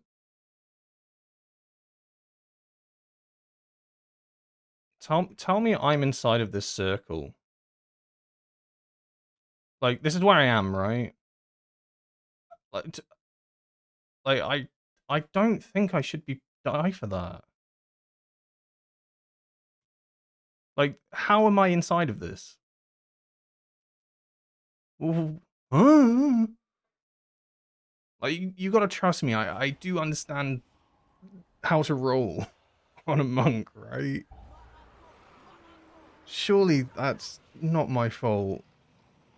Which makes me think the first one probably wasn't my fault as... oh my god.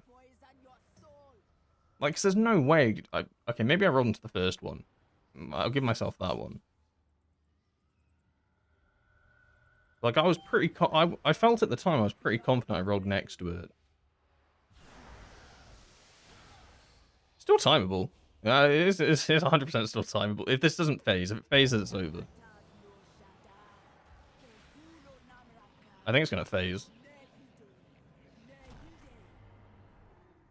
I've done this to myself, but I don't feel like I should have been punished for it. It's over. The game said otherwise. You are correct. The game did say otherwise. Yeah, I can't argue with that.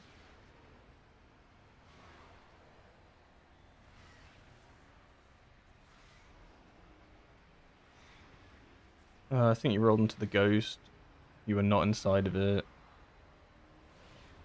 I mean, I guess they're just wider than they look. Because obviously I died. I did roll into it. Oh, I feel bad. 'Cause I'm pretty sure I haven't screwed up the entire, like, 4 runs that we've done of this. But I don't actually think it's possible now. Because this boss took so long. So I am idiot.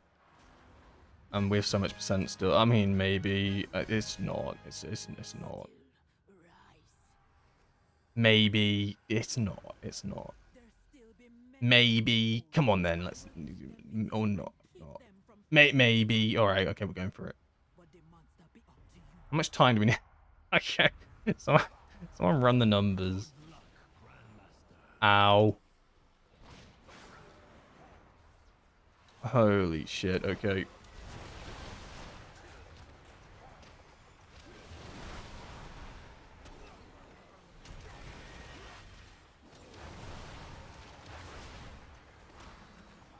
Okay. The strongest survive. Oh.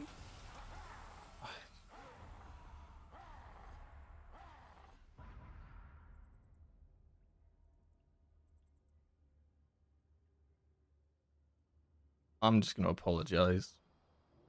And then leave in shame. But I want a VOD review. I don't really VOD review, but I'm not happy with those deaths. Hold on. Okay, bring that up.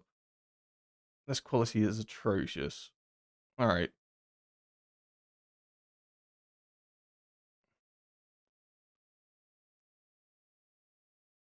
So this is the first death. Is it? No, this is the second death. Okay, the second death I've already said. I'm not in that. I refuse. I straight refuse to take responsibility for that one. I mean, in the future I'll know that they're bigger than they look. So obviously, yes, I did get hit, but as I was playing it, I thought this was a fine roll. But everything started going bad as a result of me dying the first time. Was that my stupidity? Oh, that one's hard to tell. I think yes, actually.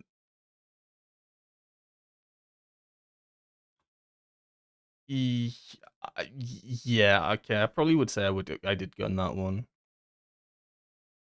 It's a lot closer. Yeah, alright, that's fair. That one, yeah, okay. Alright, fine. Okay, yep, fine.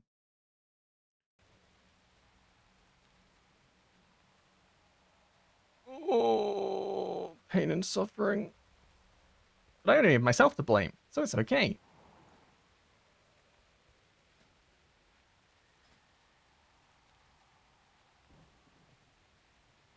How do I have the willpower to queue up for another dungeon?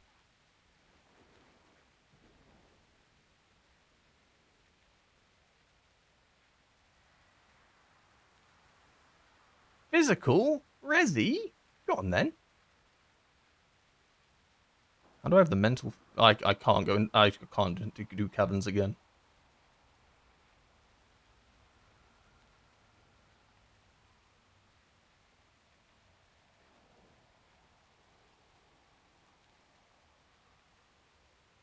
Roll can be a tool for good and for bad. In the right hands, roll is a really good ability. In the wrong hands... In the wrong hands, it depletes your key.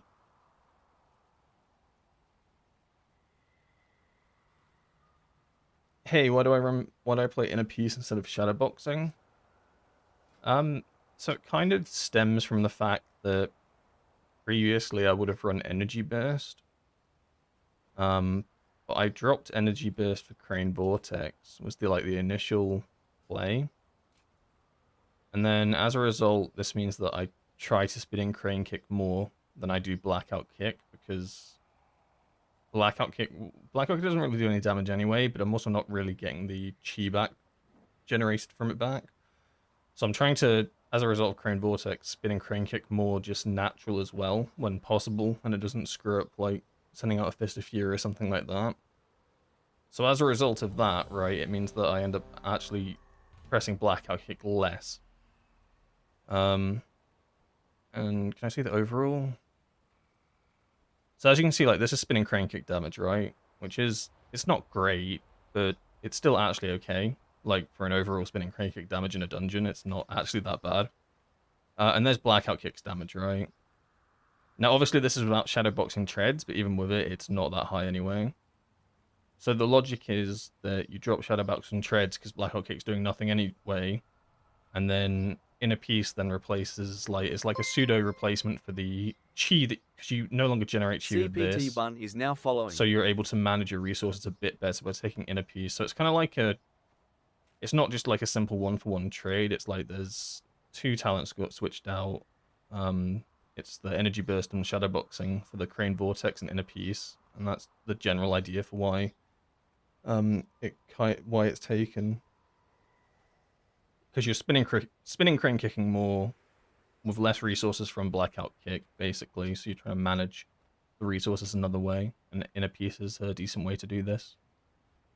It also helps as well because Tiger Palm costs less as well. So if you are trying to get like an extra spinning Crane Kick in, because spinning Crane Kick obviously costs more than Blackout Kick, so you can end up like screwing yourself sometimes by pressing spinning Crane Kick. And you never want to do that, right? You don't want to press spinning Crane Kick and then it stops you from casting Fist of Fury within the next couple of seconds or so. But by having more energy and a cheaper Tiger Palm, maybe then you can spinning Crane Kick Tiger Palm, which then gives you the chi to do the Fist of Fury. Realistically though, they're probably like within like absolutely no, they're within like such a little percentage of each other that you can go whatever of those 2 options. That's the method to the madness.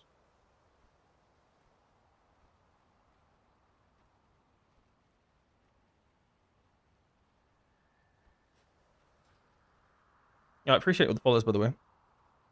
We are going to Magister's Terrace, which is kind of nice. I need to see some other dungeon. I think Magister is kind of a nice dungeon. I think it's pretty good for Windwalker, actually. It's got a lot of like big trash pools, which really complement Zenith.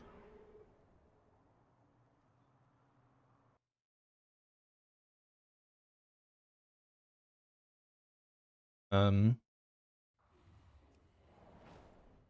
on top of that, it's not like got a crazy amount of kicks. I find like there are some dungeons that have like infinite amount of kicks still, and some dungeons that just don't. And this is one of them that doesn't really have many kicks. Like, you still need to kick in CC. Like, the casts are pretty dangerous, but like when you compare it to like a Mazzara, or you compare it to Nexus Point, there's a lot of casters in those dungeons. So it's a bit more chill, is what I'm trying to say. Like, another dungeon like that's Algathar Academy. Until you get to the end, Algathar Academy, there's actually very few. Actually, that's a lie. That some of the packs are pretty bad. Either way, Magister's Terrace, it's not too bad. Like, like what cast do you have to think about? Oh, the big fear, that's fine. It's whatever. A couple of Shadow Bolts, it's whatever. Polymorph too. Actually, there's quite a lot of casters in here. I don't know what I'm talking about. I'm getting a bit delirious.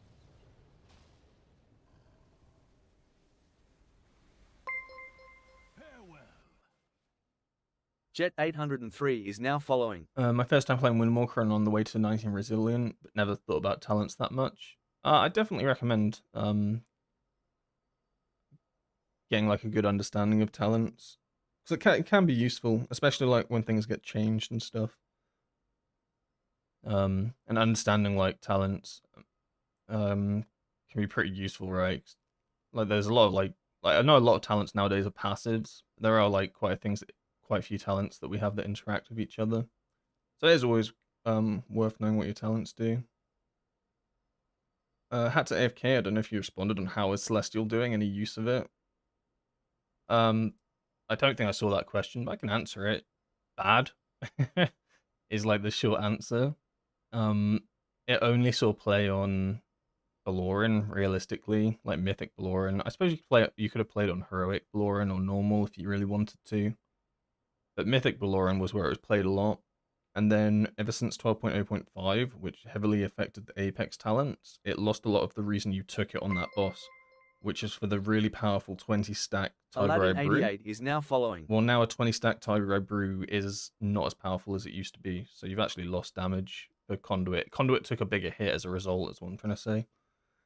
So now everyone plays Shadowpan on that boss because it just does, in theory, it does less peak damage that Conduit could have done on the egg phase, but it makes up that damage in P1 that Conduit would just do nothing on. So that's why everyone's now running Shadowpan on that boss. It feels nicer as well, because with Conduit you had to like hop puzzle box before pull, which was really cringe.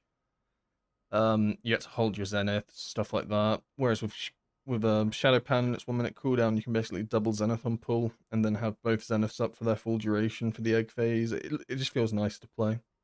And as well as that, you have to...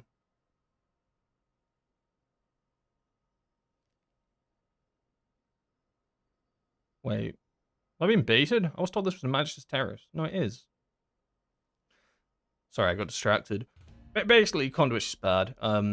It had no other purpose other than Valoran. Like, it's just weaker on every other boss. It just doesn't do as much damage. It's not as flexible to the damage windows that you want for most bosses. In Mythic Plus flexibility is so important.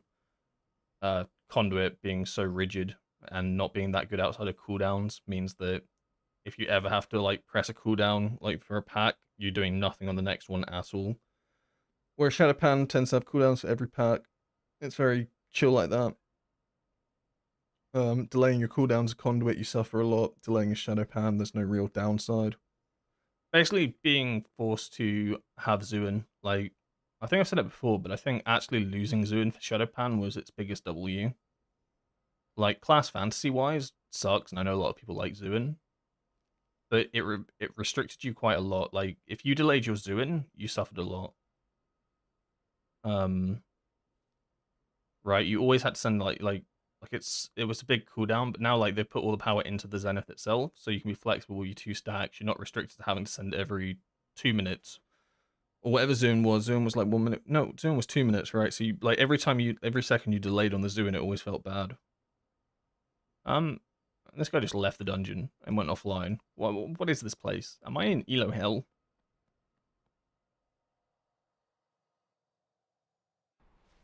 Got 20 Resil on my DK now. I want an underdog class like Windwalker. I saw some pretty crazy DPS monks and trying it myself now. Yeah. I mean, the damage is fine. Like, Windwalker damage is absolutely fine. You can easily compete with other specs that do a lot of damage in these dungeons.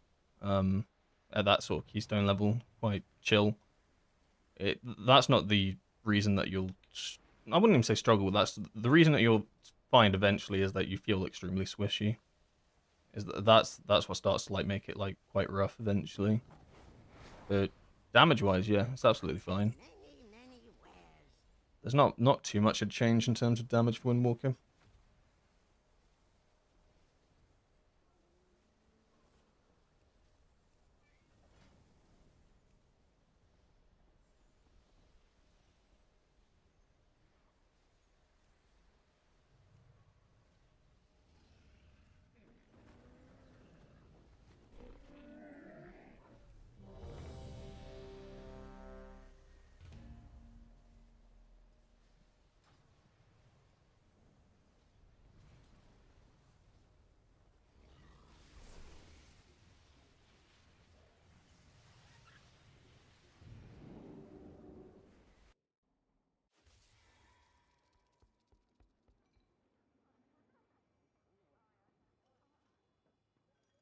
Am I playing the Touch of Death heal talent? I am not.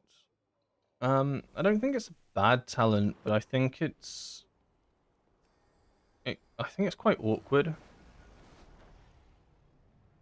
Where are we going today? I think it has its like place, but I don't know if M plus is where it is.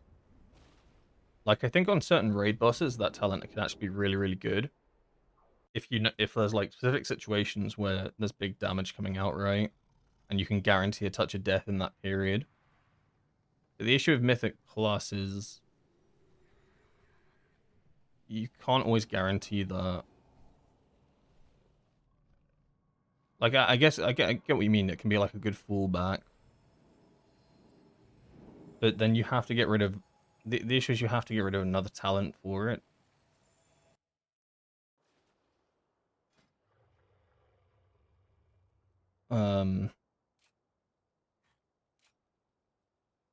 I don't know. I guess you could get rid of one of the utility ones. It's not a bad talent by any means.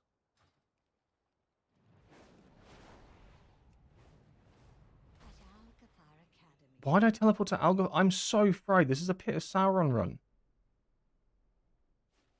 I have.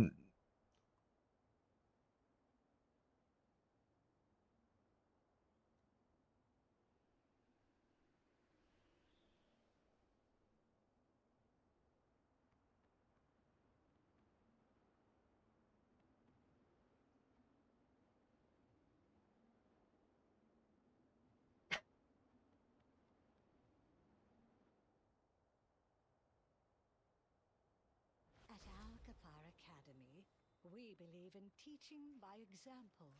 Please. Saw a Russian guy use it on 4K IO. It's like one more pop. It's not a bad. It's not a bad idea. I can understand why you take it. It might end up being that it might be like literally fundamental that you have to take it to survive like high keys, right? Because like players like that are already taking things like versatility, right, which is like damage loss, just to survive these dungeons. So I imagine they're taking any spawn survival that they can. So I can understand the logic behind it. I don't think I need it quite for like 18s. But no, I get what you're saying. What, and they run Meridian Strikes as well.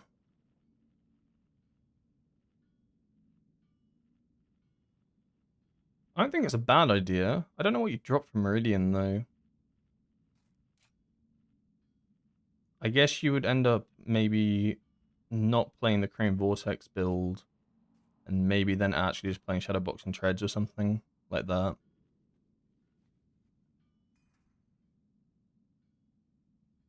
Something like that.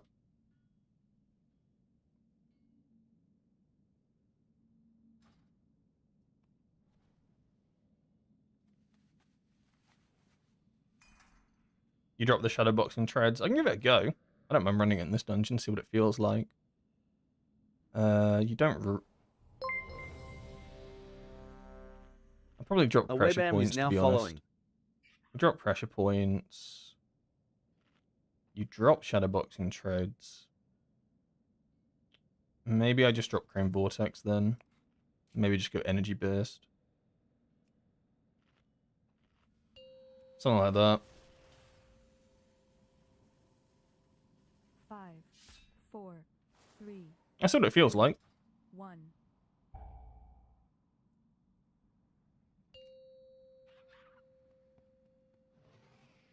5, 4, 3, 2, 1.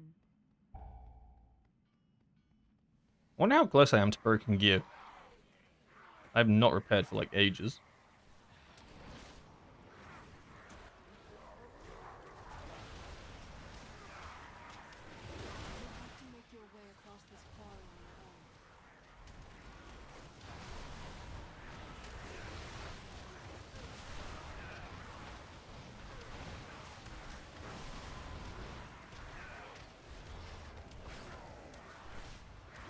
Oh my god, I just used Touch of Death and it healed me. Hold up. Hold up, we're cooking.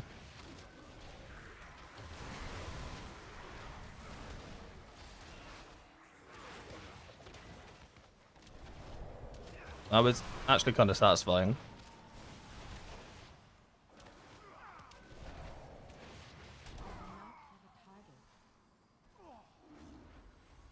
I do the same, but with more energy, less palm cost. Okay, so you run in a piece.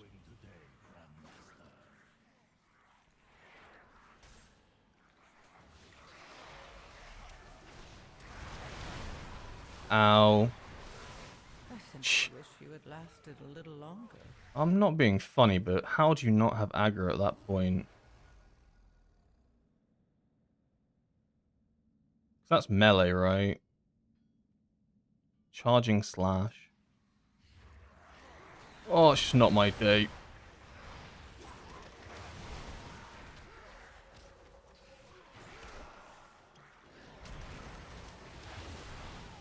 Just not my day.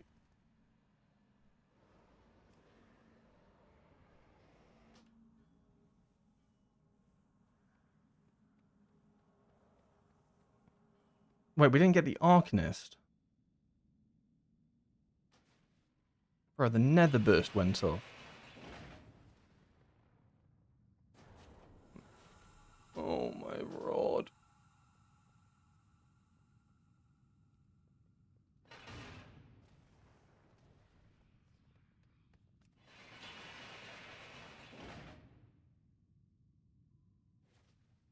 Okay, I'll just get them all.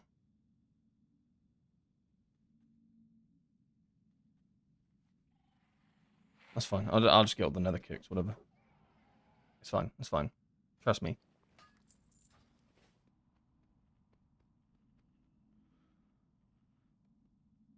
A focus macro? I do have a focus macro. I don't have a focus kick for this character. Ah!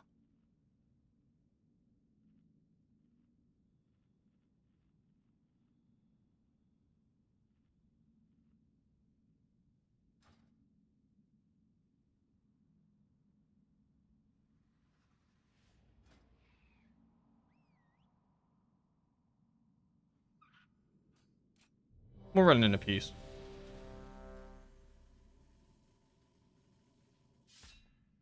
You incap it, people don't touch it, it's better than the burst one. Yeah, you are right. I feel so washed on Monk at the moment. 3, 2. I think I said at the start of the stream, so I've been playing like a lot of DK keys. I think I'm like 3.8 on DK at the moment. 5. I barely played Windwalker. I come back, I just feel so washed. 1. I might have to rename myself. DK POV? Good luck, Grandmaster.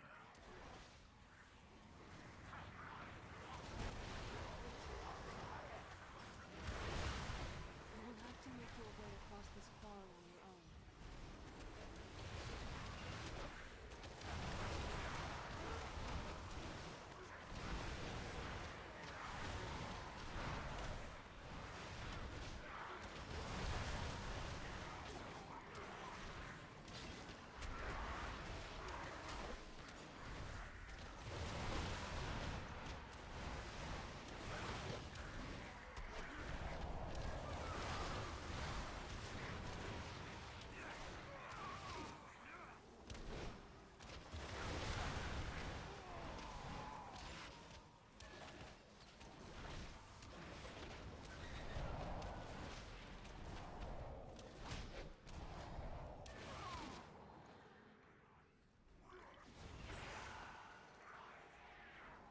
Okay.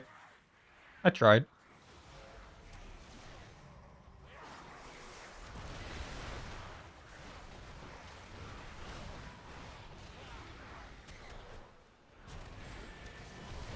Maybe I should have tried ringing it first.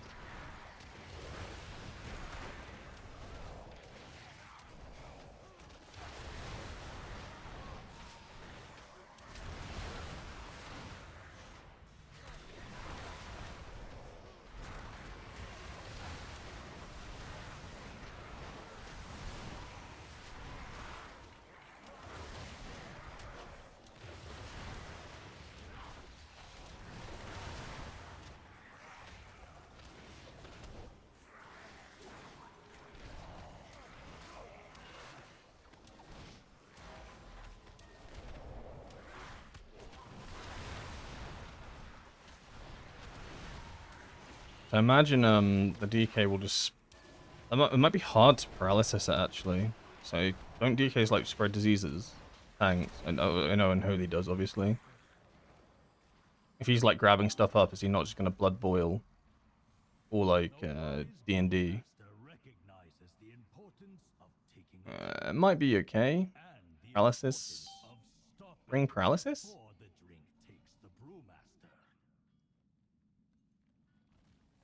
I think Disc Priest can't heal this key.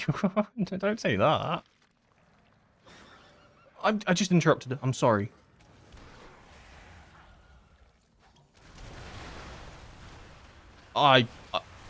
Please? Okay, we're gonna pop all our defensives here because apparently I'm okay. Fuck my life.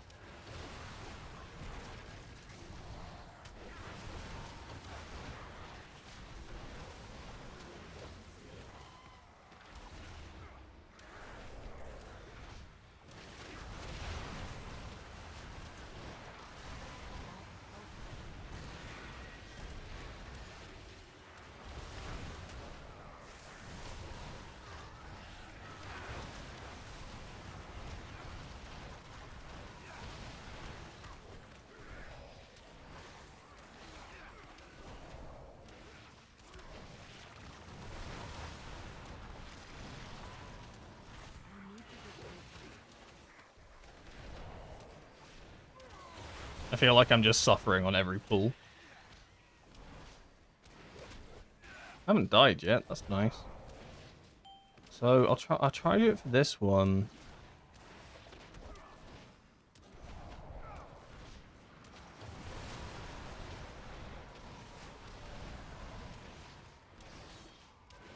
Oh, but he's already grabbed it. That's the issue.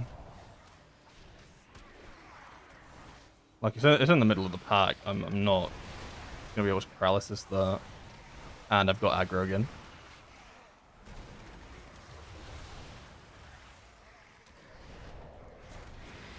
And I'm hitting a Risen Soldier. Get me out.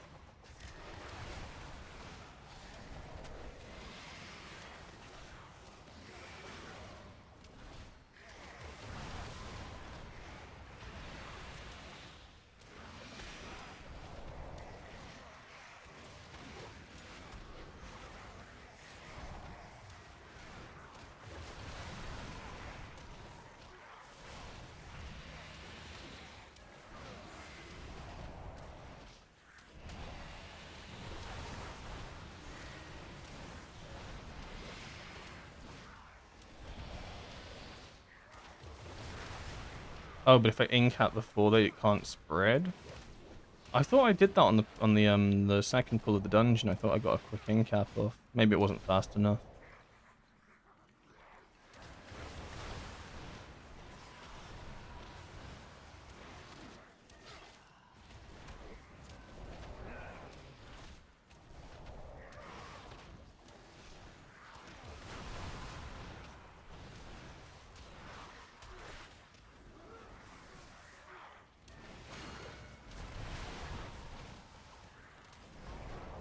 Don't know which. I simply wish you had lasted a little longer. I'm just getting. I'm not gonna tilt. I'm not gonna tilt. I am gonna tilt. I am gonna tilt. How do I tell who's been grabbed? I literally cannot tell who's been grabbed. Am I crazy? Am I taking crazy pills? Okay, I know he's been grabbed here.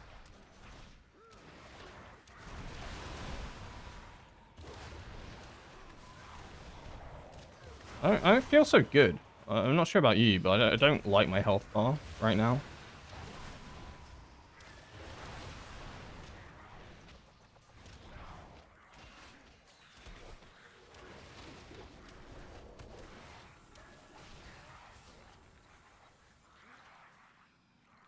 Okay. Okay, I think that might be enough dungeons for today. I think I've mentally broke myself enough. It started off so well. We timed a couple of keys, but oh my god, ever since then. Actual downhill. Madness. I guess I will. Yeah, I didn't play great. I think I need to play a bit more Windwalker. Get back into it. Oh man, I felt so rusty in some of those keys. I swear, like I know that there's a little symbol on Mazara Caverns when they get the ritual. There's a little knife indicator on it. Then when you get grabbed by the gargoyle, I was looking for a little symbol. I just could not see one for the life of me on any of the players. And then I died to a melee, so that was fun. Yeah, I'd say it went well today.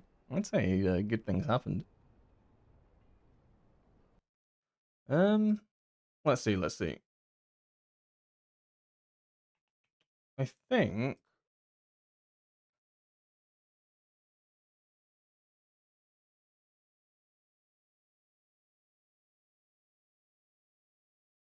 think I'm going to send you all to Vibes.